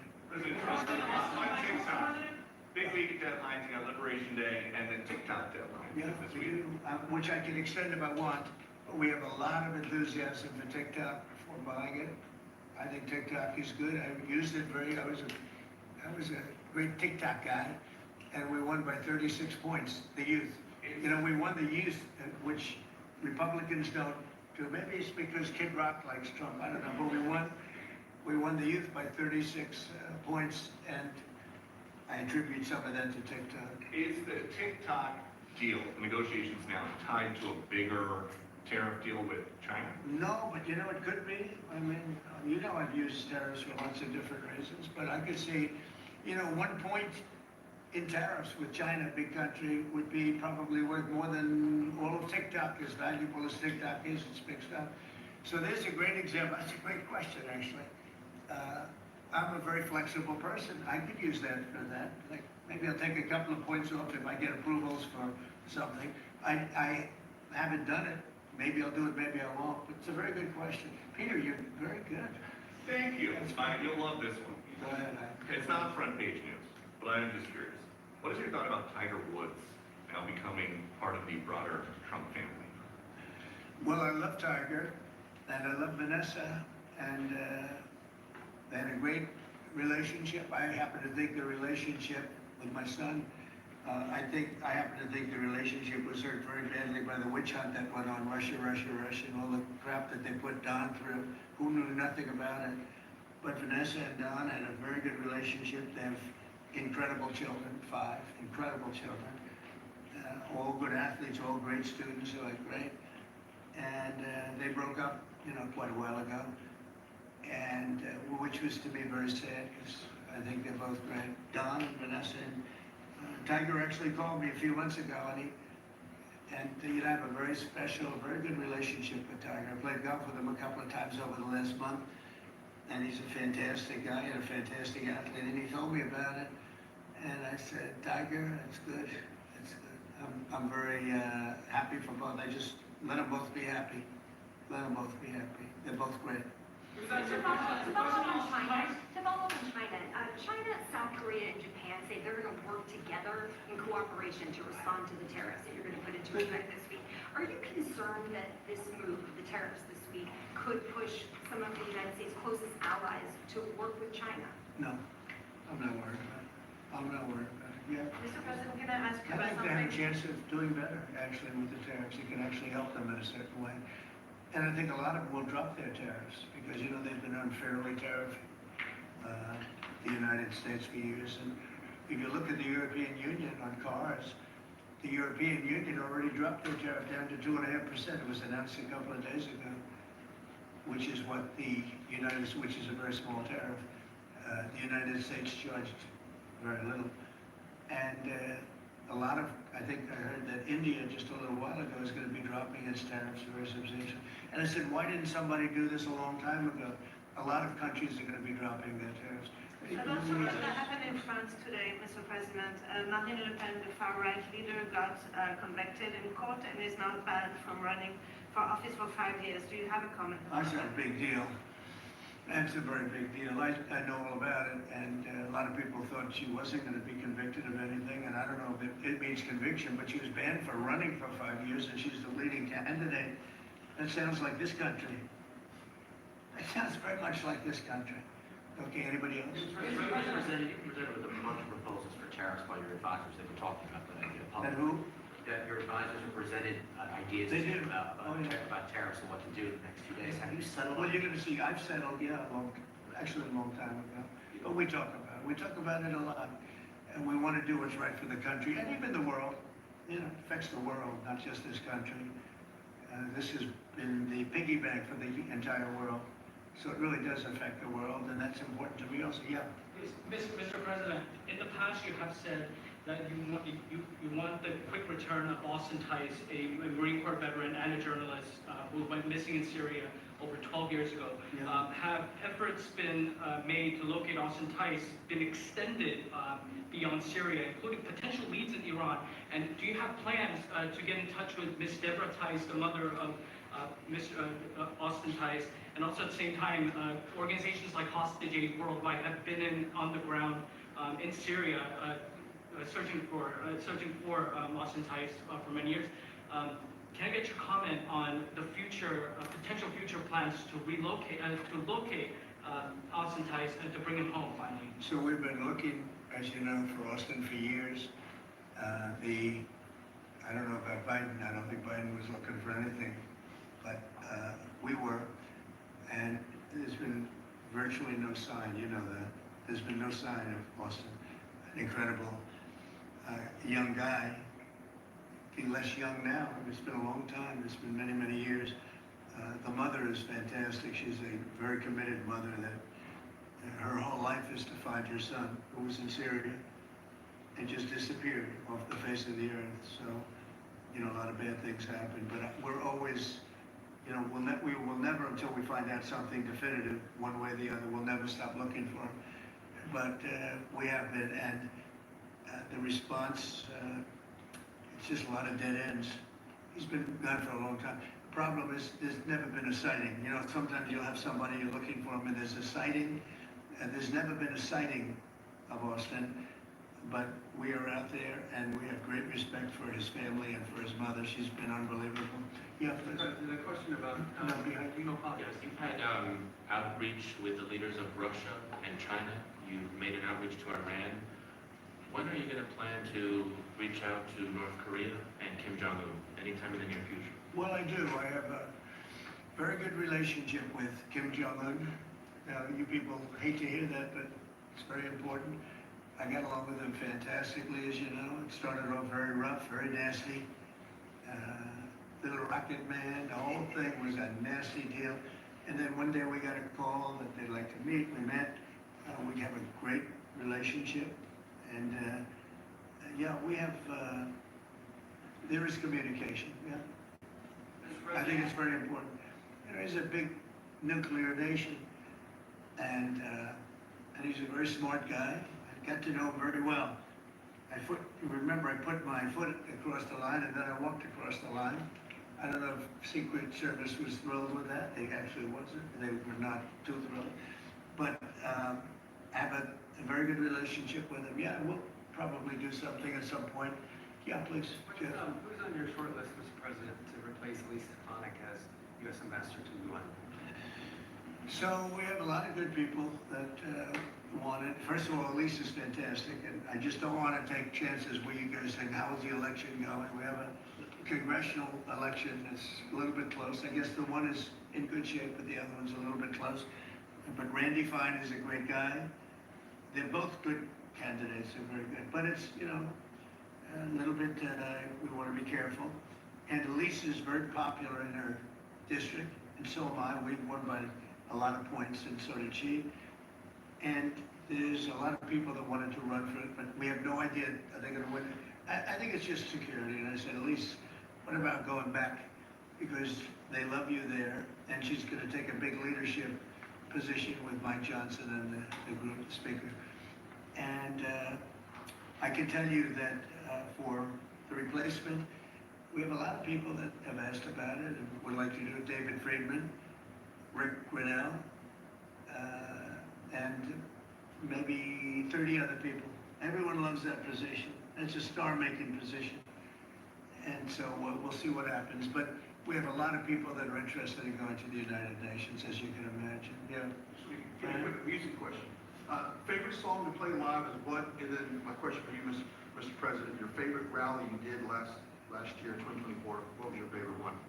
Favorite song to play live? Yeah, favorite song to play live. Oh, that's a tough one. It'd have to be one of the hits, probably Cowboy or Ball with the Bar. There's a song that I played every night that was never a singular hit that I probably should not say the words to in this office right now. You never met a certain person like his me. rallies are amazing. He does great, and he gets big crowds. He's really a star when it comes to that. He is a very talented guy. I would say maybe Madison Square Garden, because anybody that was there, the owner of the garden, Jim Dolan, who's, to me, always been terrific. He said this, he's never seen anything like it. We had, when you announce Madison Square Garden, it's a big arena, but we sell out big arenas. We sold out in Milwaukee, we sold out in every big arena. We never had empty seats. It's amazing. They talk about Bernie Sanders gets 2,000 or 3,000 people. I said, these crowds, I get 107,000 people in New Jersey. In Butler, PA, we had over 100,000 the second time. We had 55,000 the first time. We have big crowds. I would say Madison Square Garden, because I grew up in New York and the garden is great. Jim Dolan treated us well, but everybody said that, because I think I could have filled it up 10 times. We had hundreds of thousands of people that were stacked all the way back to the Hudson River and on the other direction, back to Fifth Avenue. Nobody's ever said, I don't mean with a line, I mean like 50 deep, like 50 deep this way. The streets were closed, the whole thing, it was crazy. And when you take that, you want to do well at Madison Square Garden. You don't want to have empty seats. But we could have sold it out, Brian, 10 times, and everybody knew it. And I think we got a good indication that that's where the election was going, and we won every swing state, and we won by millions of votes. It was a great election, yeah. President, the U.S. military transferred 17 individuals to El Salvador overnight. Did you discuss with your team whether these deportations would run afoul of any recent court orders? No, I do want to thank, however, the president. He has been unbelievable, and in relation to us. But I think that our people have done an incredible job. I got elected on the basis of getting bad people out of our country that shouldn't be here, very dangerous people out of our country. And that's what I did. And then you have a judge that wants to take over, and I can't imagine it can be allowed. It was up to him that all be put back in our country. These are killers. These are drug lords. These are really bad people. But I want to thank the president of El Salvador, because he's done an amazing job. You saw, yeah. Elon Musk's special government tenure is coming to an end, 130 days, I think another month. Do you want him to stay longer, or is it time for him to go back to running his companies in Europe? Well, I think he's amazing, but I also think he's got a big company to run, and so at some point he's going to be going back. He wants to. I'd keep him as long as I can keep him. He's a very talented guy. I love very smart people, and he's very smart, and he's done a good job. Doge has, we found numbers that nobody can even believe, like 400 billion, 500 billion, it could be close to $1 trillion by the time they end on different things. And he's led the charge, and you've seen a lot of his people. And these are people that joined up. I would say they're high IQ people. I like high IQ people. And they've done a great job. No, at some point, Elon's going to want to go back to his company. I will say, he's got, despite the way he's been treated, so he's an American patriot, but the way he's been treated with Tesla is just terrible. It's just terrible. In fact, you have a Tesla, and you love it. You love your saying before. What a Tesla. A lot of people buy Teslas, I think, and I hope they are. He should not be treated that way. He's done an incredible service to our country. Well, I can't tell you that. I can say this, that a lot of the people that are working with Doge are the secretaries, the heads of the various agencies, and they've learned a lot, and they're dealing with the Doge people. I think some of them may try and keep the Jewish people with them, but, you know, at a certain point, I think it will end. But they have also gotten a big education, and they're doing a really good job. There'll be a point at which the secretaries will be able to do this work and do it very, you know, as we say, with the scalpel. And that's what we want. Yeah, Jeff? Mr. President, have you had any updates on the U.S. soldiers missing and looking like? I have. Can you give us an update? So 3 are no longer with us, and 1 is unfortunately probably in the same category, but they haven't declared that yet. It was a very heavy truck, like I told you, but I mean, really heavy. It lifted the heaviest equipment, and it would seem that the bank of the lake collapsed. You know, the weight is so big, and it was at night, and it was very cold weather, and ice, a lot of ice, and it's possibly slipped, and the weight is so enormous of this thing. It's a massively heavy vehicle, and if they slipped a little bit, that's probably what happened, and it flipped. And 3 are gone, and 1 is missing. On a separate topic, follow-up on immigration, did you see the video of the Tufts University student who was taken off the street by ICE just last week in hoodies and masks? There's been a lot of criticism of that. Are you comfortable with how that was handled? Well, I haven't really looked at it in any detail, but I will. I mean, I have seen it quickly, but not, I wouldn't want to comment on it. Yeah, please. Mr. President, would you be able to confirm recent reporting that you are making plans to go to Saudi Arabia next month? And if so, why is Saudi Arabia so important? So, I have a very good relationship with the Middle East. In fact, if you look at Michigan, I won the vote by a lot. People were a little surprised. And I have a very good relationship with Mohammed and the king. Son is Mohammed, he's great. Crown Prince, actually he's Prime Minister too. He's got a lot of good titles. But he's great, and the king has been wonderful.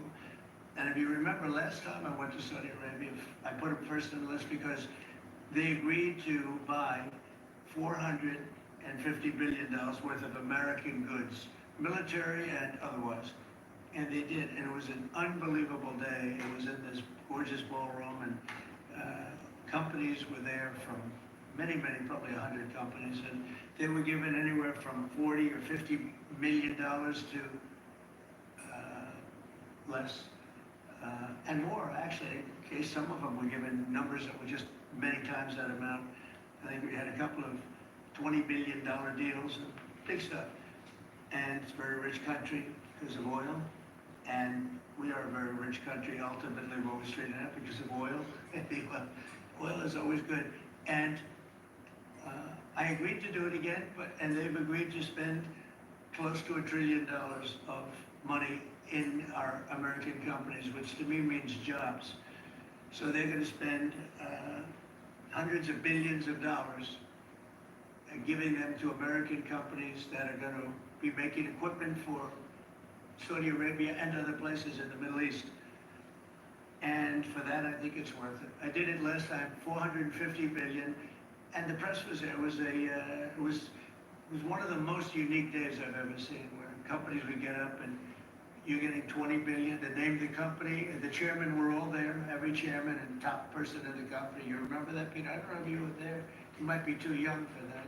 I was on the Democratic campaign trail. It was boring. This was a much better deal. But it was amazing, actually. It was an amazing day. We sold and we partook in $450 billion worth of investment into American companies. And they announced the company, the amount of money, $1 billion, $5 billion, $25 billion. And the chairman of the company, many of whom, you know, well-known figures, prestigious figures, great business leaders, they went up, they shook the hand of somebody, and they would sit down, and we just had a big investment made. So it was a record. Nobody ever beat it before. $450 billion worth of jobs. I view it as jobs more than anything else. And now we're close to $1 trillion, so it's more than double the number that we did when I first came to office. And it's going to take place next month. It could be next month, maybe a little bit later, yeah. And we're going to Qatar also.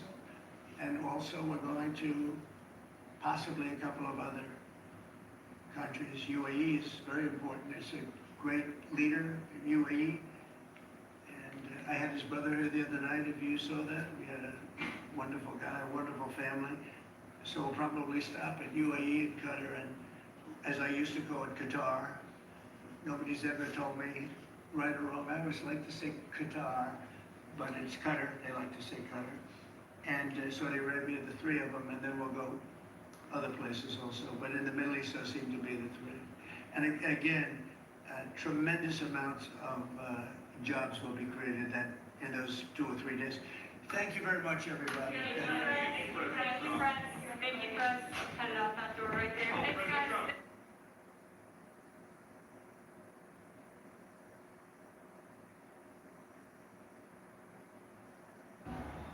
Life is loud. I want a day to get away. I want to be pampered, poolside, with a view. I want to enjoy my day, my way. Book the best pools, spas, and more for the day at resortpass.com. Relax works naturally with the water in your body. Free your gut to free your mood. In the meantime, I do want to head out over to the White House. That is where we are hearing from President Donald Trump. He is signing some executive orders right now, so let's pop up the audio here and listen in. Amazing people. Okay, why don't we start just by, we're going to be signing some executive orders. And if you want to discuss it for a second, Will, and then we'll have a couple of the people speak. And it's my honor to help you. What they did to you is ridiculous. I would agree. How long has this been going on? Well, there's a lot of this, but this one's been going on since 2008, yeah, and it just gets bigger and bigger. And they basically took away your fishing rights. Yeah.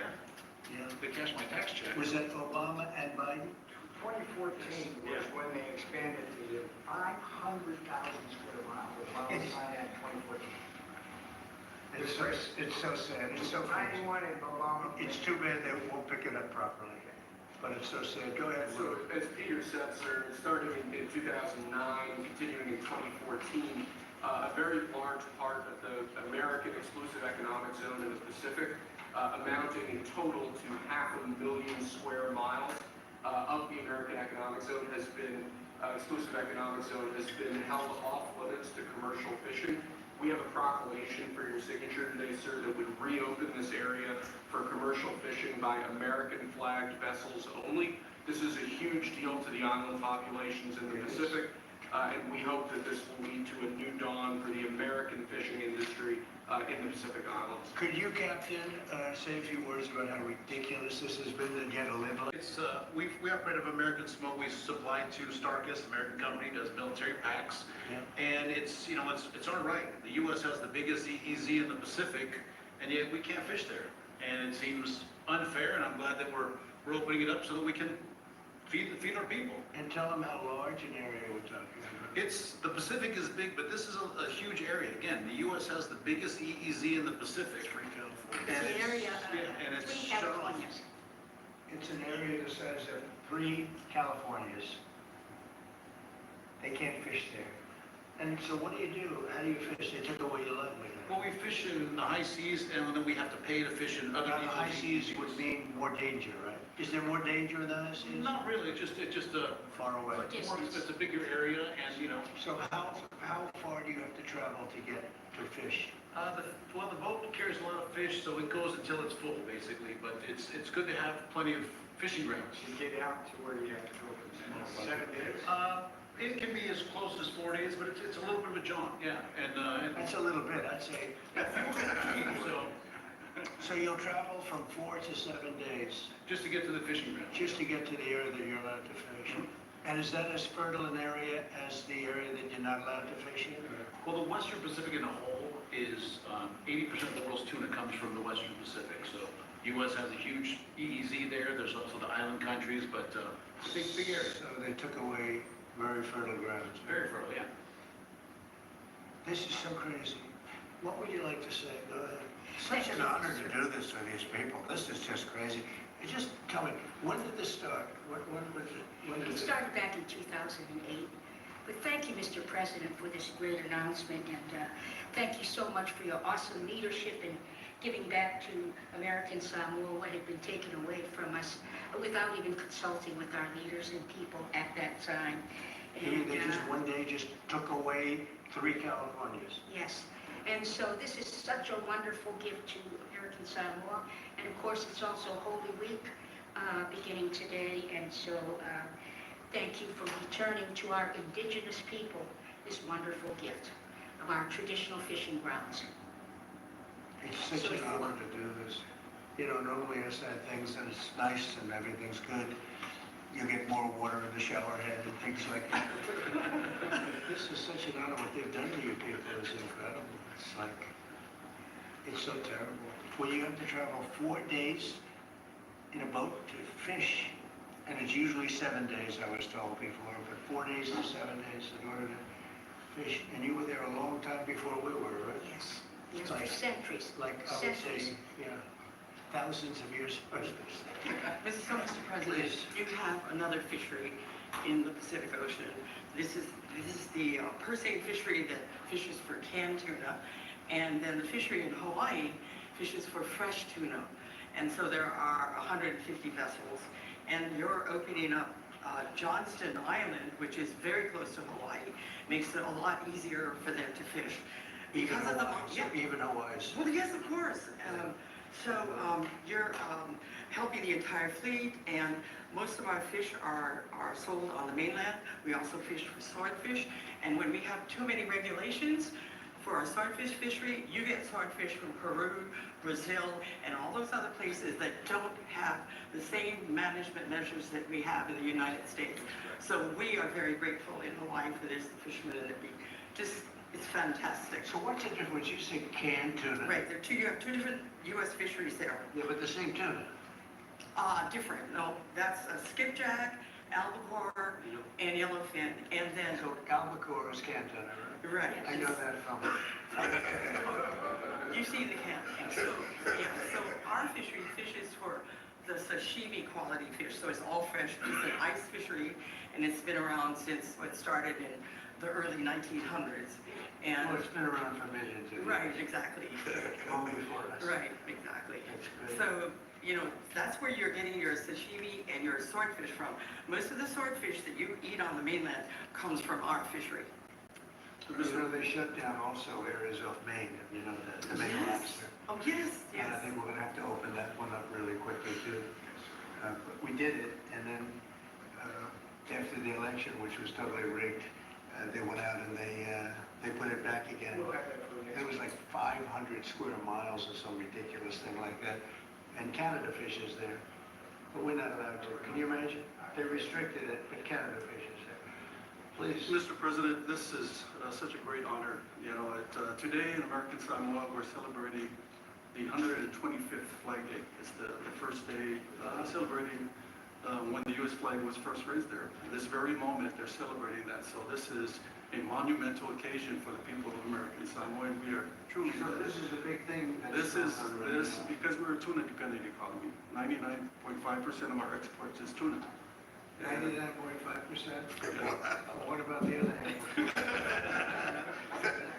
And then about 80% of our private employment is related to the salmon industry. So yes, this is a big thing for the territory. Right, what's this going to do in terms, it's so interesting to me, it's so horrible and so stupid. It's so stupid. We're talking about a massive ocean, and they're forced to travel 4 to 7 days to go and fish in an area that's not as good and is probably a little more dangerous, the whole thing. So, how is this going to affect your business? It's going to be many more, you're going to be able to do much more business, I would think, right? Yes, we would think that this will definitely result in more fish deliveries, and more fish deliveries is more economic gains for the territory. Tell us what happens when you say China and other people steal your fish. In other words, you're forced to go to areas that are very dangerous. Well, because of the monuments and overlays of sanctuaries, our fishermen mostly fish on the high seas. And if you look at Global Watch, you will see China, Japan, Korea, and Taiwan all fishing on our very edge of the 200-mile zone. So our fishing, we're in competition with them. And also, their dumping of their fish on U.S. markets lowers the price for our fishermen. And that's another difficult thing that we hope you'll take care of soon. And what about the stealing of your fish? Well, you're competing with tuna in a very competitive market, right? So they're camped right outside, like you said, they're camped right outside our EEZ. And what happens? And they're taking on fish because it's migratory. Tuna is migratory. Because we can't fish in our zone, the fish goes to whoever. And they come in and then it's most. Yes, it is. They take the fish. That's a common, well-documented problem. Does anyone, I mean, it's so interesting. Even you have to find this one interesting. So by doing this, we're going to give you back your lives. And you've been doing this for thousands of years in this area. And along comes Biden and Obama, and they say you can't do it anymore, right? This is fish baby fish. Yeah. So, what's the level of popularity, and this is a risky question, but what's the level of popularity of Trump and Samoa versus the Democrats? 77%. For Trump? Poll shows for Trump. Yes, Wow. that's right. 77%. So they're going to 90 tomorrow. Yes. Well, it's an honor. I'm not doing it for that. I'm doing it because it's just an honor. Here's one of the boats in there. Look how beautiful that is done. They use it for a beautiful cruise that takes 7 days before they can do the first fish. Can you believe it? So now you'll be able to do it like almost immediately, right? We get much closer, absolutely. So if the fish is there, we can make more trips and employ more people. Do you know through sonar, radar, everything, do you know where the fish are? I mean, can you see that? You get educated guesses, so you get all kinds of different reports, plankton and all kinds of stuff, and they can. It's a beautiful life. You wouldn't choose any other life, right? It's a very unique life. I love what I do. I really do. I mean, if you could have a life like some beautiful leisurely life in Washington, D.C., and then you monk when you go to work, but other than that, you love politics. If you could live in the White House, you'd take exactly. Might take it under consideration. Let's do this, right? That's an honor. You've seen that signature. 100 years auto pen. You know, like Biden. Biden uses auto pen. I think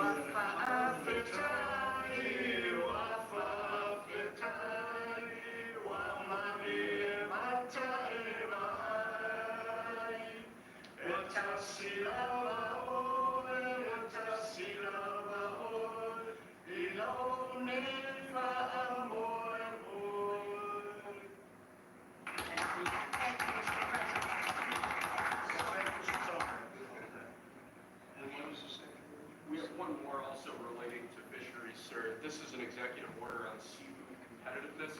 Currently, we have two basic problems here. One is that the American seafood industry is dramatically overregulated. Our fisheries are dramatically overregulated.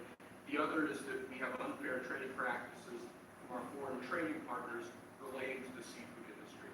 So this executive order is going to attempt to address both of those. The Department of Commerce, other federal departments and agencies are going to work with the fisheries to establish common sense regulatory reforms. How long will that take? I think we're expecting to move as quickly as we can. Yes, sir. You know what you know exactly what we're talking about already, but it's crazy. The regulation. Secretary, I'd like to do a fast track. Howard, please.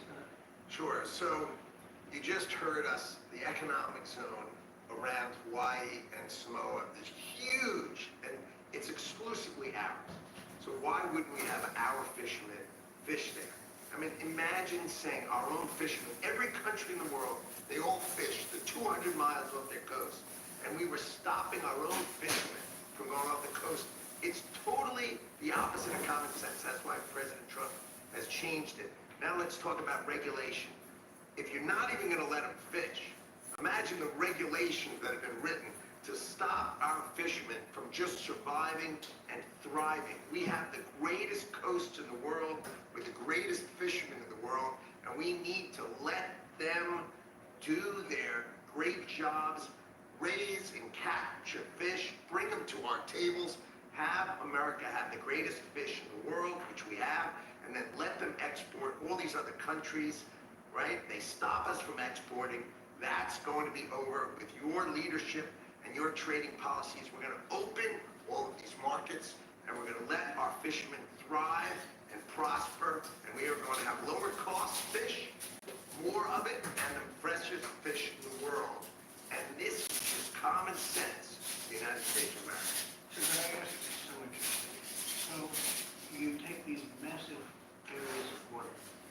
And other countries are allowed to fish in them, right? So they're not allowed to do it as We're systematically disadvantaging our fishermen by not allowing them to fish in parts of our exclusive economic zone, while other countries have their own exclusive economic zone, and they're fishing the heck out of those. So they're totally benefiting. Now that you're allowing the U.S. fishing fleet to fish, they also serve as observers. And when they see poachers, they report them to the authorities. And so they're a big help to the U.S. Coast Guard. And so it's great for our U.S. food security. We should have a trade surplus. We have a big trade deficit. Crazy. Because it's just crazy. Nothing. Okay. Familiar.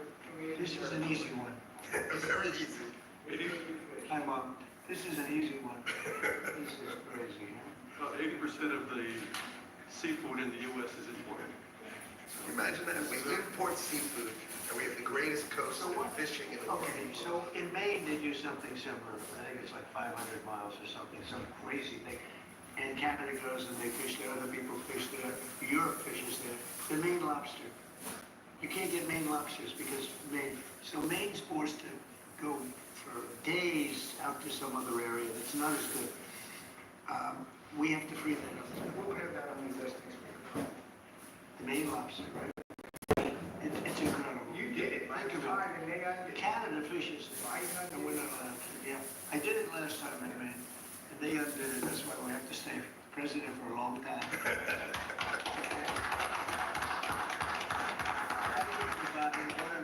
It's a great honor. Thank you, sir.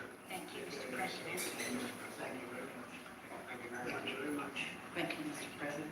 Great job. Yes, looks like a real athlete right there. Look how Mr. President, breaking news, a short time ago, the Supreme Court agreed to hear oral arguments in the case about ending birthright citizenship. How confident are you that the court will rule in your favor and allow that order to end birthright citizenship to go forward? Well, you're just telling me that for the first time. I am so happy. I think the case has been so misunderstood. That case, birthright citizenship, is about slavery. If you look at the details of it, the signings of it, everything else, that case is all about slavery. And if you view it from that standpoint, people understand it. But for some reason, lawyers don't talk about it, the news doesn't talk about it. That's not about tourists coming in and touching a piece of sand and all of a sudden they're a citizen. They're a citizen. That is all about slavery. And even look at the dates on which it was signed. It was right at that era, right after the Civil War. And if you look at it that way, the case is an easy case to win. And I hope the lawyers talk about birthright, citizenship, and slavery, because that's what it was all about. And it was a very positive, it was meant to be positive, and they use it now instead, not for slavery, they use it for people that come into our country and they walk in and all of a sudden they become citizens and they pay a lot of money to different cartels and others. It's all about slavery, and if you look at it that way, we should win that case. Okay. Mr. President, following the relationship with the President of El Salvador, will you ask him to release the Brigham Garcia so that you can facilitate his return here to the United States? And do you believe he deserves due process here? Well, I must tell you, I have to refer again to the lawyers. I'll have to do what they asked me to do. I had heard that there were a lot of things about a certain gentleman, perhaps it was that gentleman, that would make that case be a case that's easily winnable on appeal. So we'll just have to see. I'm going to have to respond to the lawyers. There are now 2 deceased following that shooting at Florida State University. Going in amid that, is there any changes that you want to see to gun legislation? Anything you see broken with gun laws in our Well, I'm going to have to, look, I'm a big advocate of the Second Amendment. I have been from the beginning. I protected it. And these things are terrible. But the gun doesn't do the shooting. The people do. It's, a phrase that's used probably too often.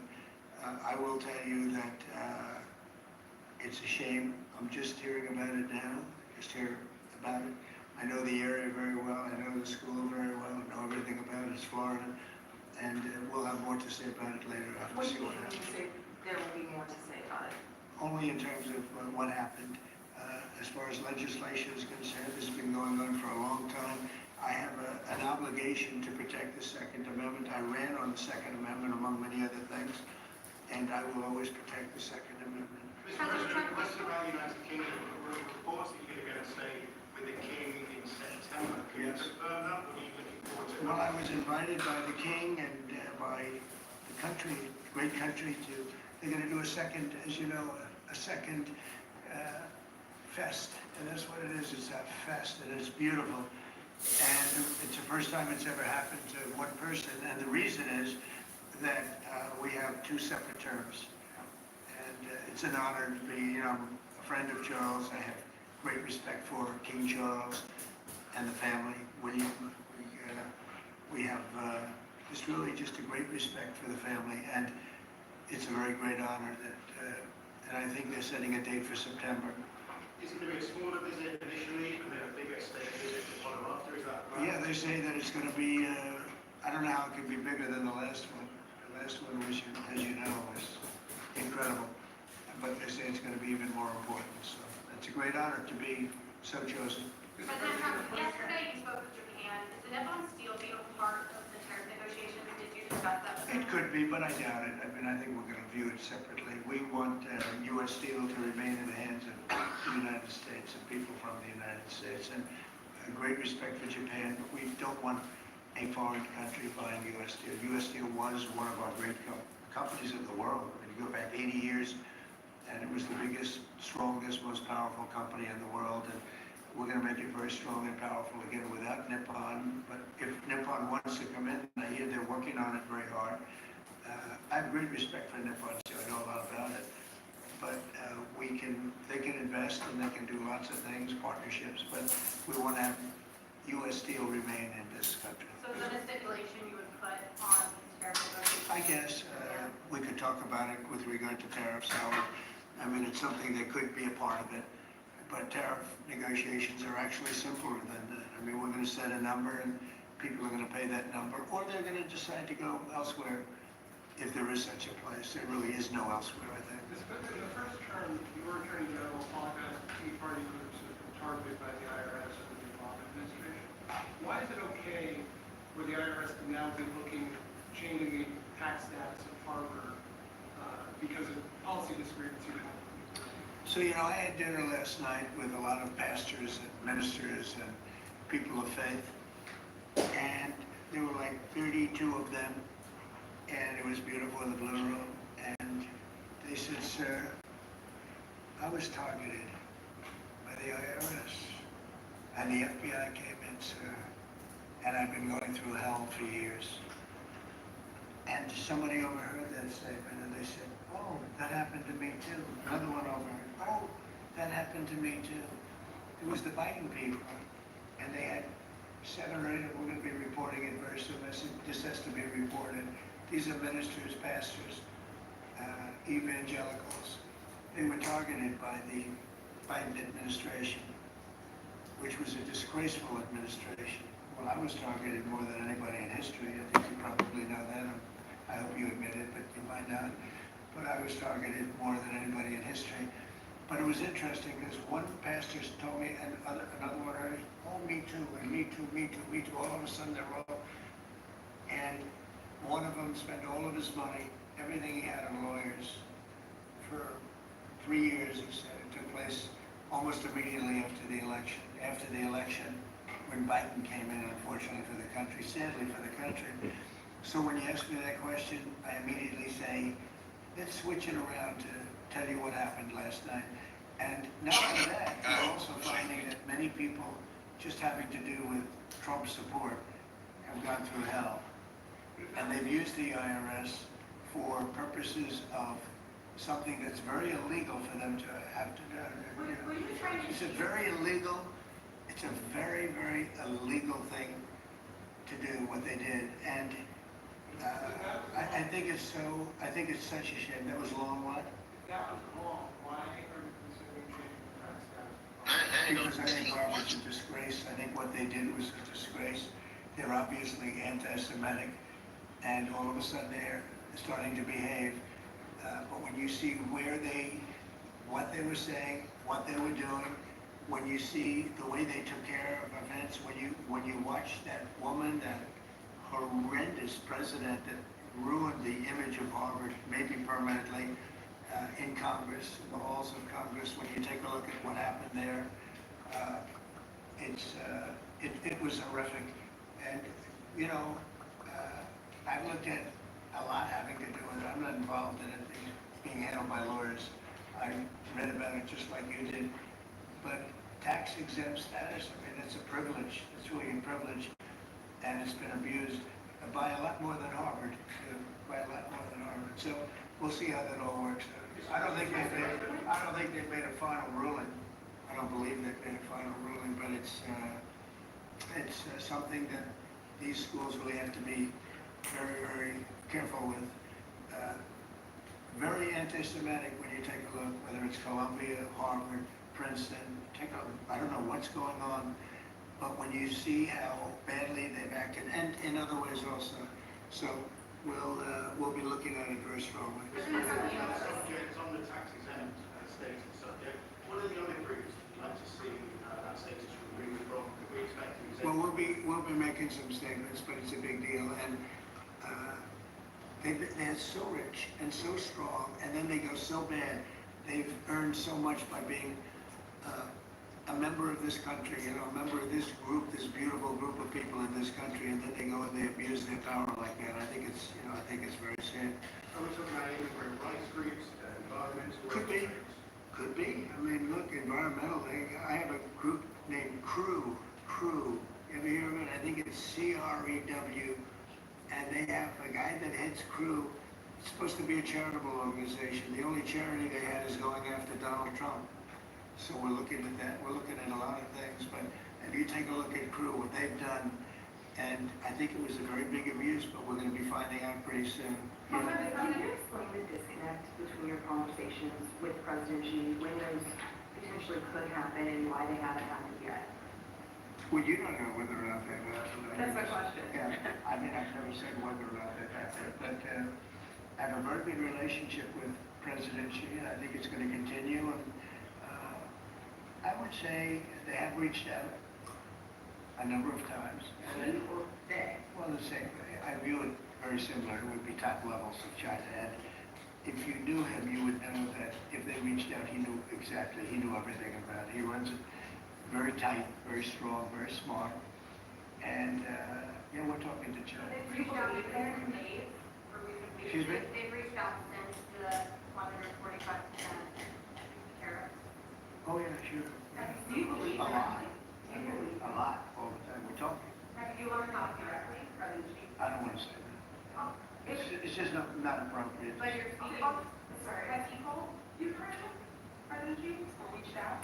Tried to facilitate a conversation? Well, you'd think it was pretty obvious that he has, but we will talk about that soon. It's not that important because honestly, we're going to have a deal. I believe we're going to have a deal with China. And if we don't, we're going to have a deal anyway because we're going to set a certain target and that's going to be it. You have anything to say about that, Howard? I think our tariff policy around the world has every country in the world coming in and talking to us. It is incredible. We had country after country in yesterday.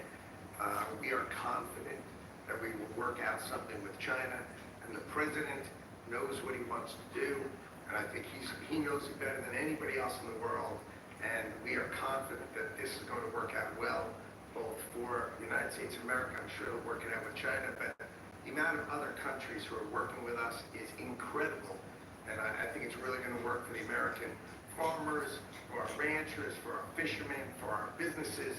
The scale of companies coming to America just every day, like even this morning we were talking about Whirlpool, and then we were talking about car companies opening. The scale of factories coming to America is mind-boggling, driven by Donald Trump's tariff policy, which has got the world coming and finally respecting the United States of America. And by the way, there's never been anything like it. We have at least $7 trillion of new businesses coming in. If you go back and look at others, I mean, in years they wouldn't do anything like that. So, and this is in a matter of weeks, so it's been pretty amazing. You said we're talking, so China and the U.S. are talking Yeah. on tariffs. Oh, sure. Do you believe then that they won't go higher than 125%? We've heard Chinese officials say that. I mean, like, what happens if they do go higher? Do we retaliate more? Well, at a certain point, I don't want them to go higher, because at a certain point, you make it where people don't buy. So I may not want to go higher, or I may not want to even go up to that level. I may want to go to less, because you want people to buy. And at a certain point, people aren't going to buy. And it's actually up to 145%, because you have to 20. You previously said that you would consider reducing tariffs on China to get a big tech deal done. Is that still on the table as of now? Well, we have a deal for TikTok, but it'll be subject to China, so we'll just delay the deal till this thing works out. We'll If make a they deal. say- And I think it's a good deal for China, and the TikTok deal is very good.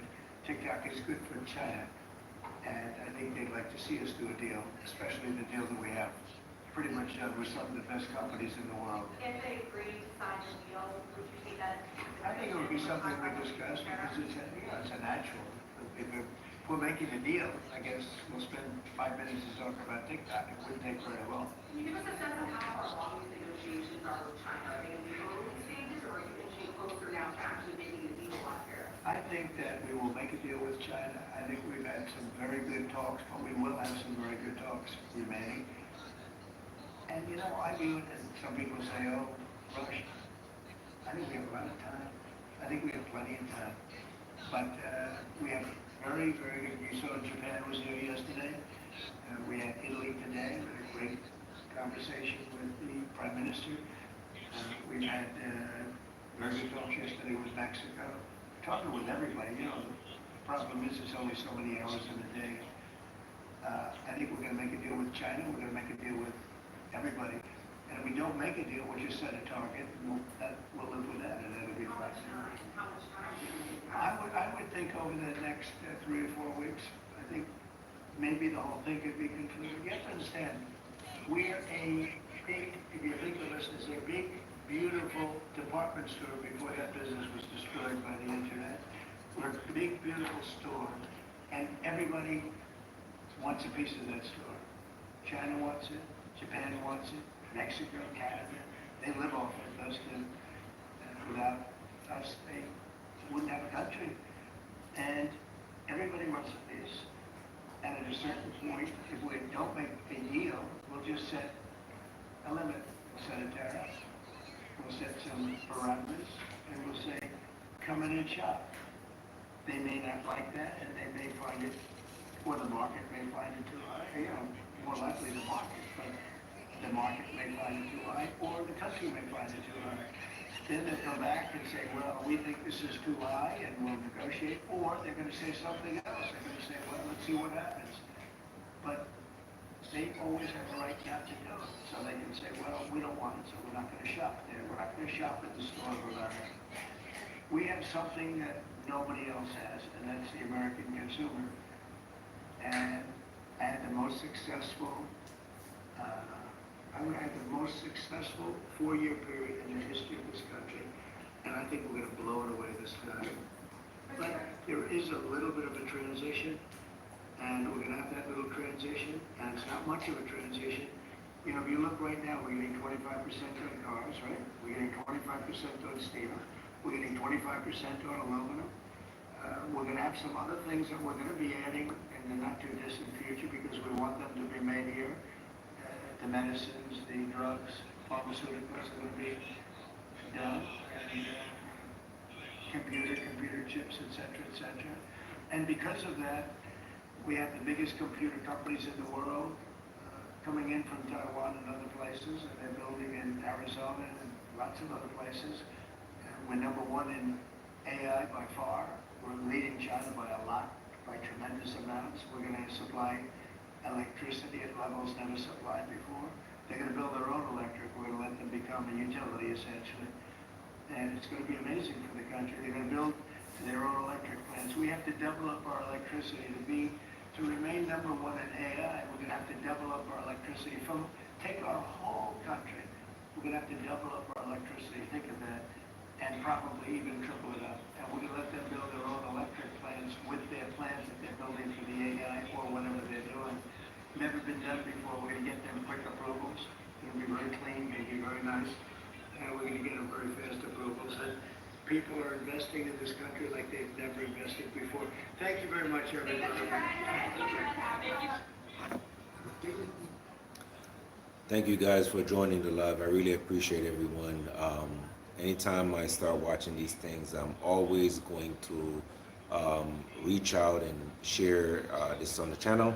If you guys, like the content that I keep posting, sharing the news with you guys, feel free to like, subscribe, and share. But with that said, I am going to bid everyone a wonderful night. Time for me to get some studying done for school and family time. All right, have a wonderful evening, guys. Thank you guys for sharing your evening with me.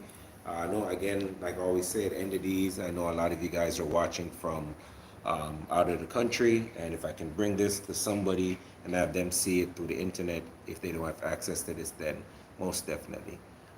Again, thank you guys for watching, and have a wonderful evening, man. I appreciate every one of you. God bless.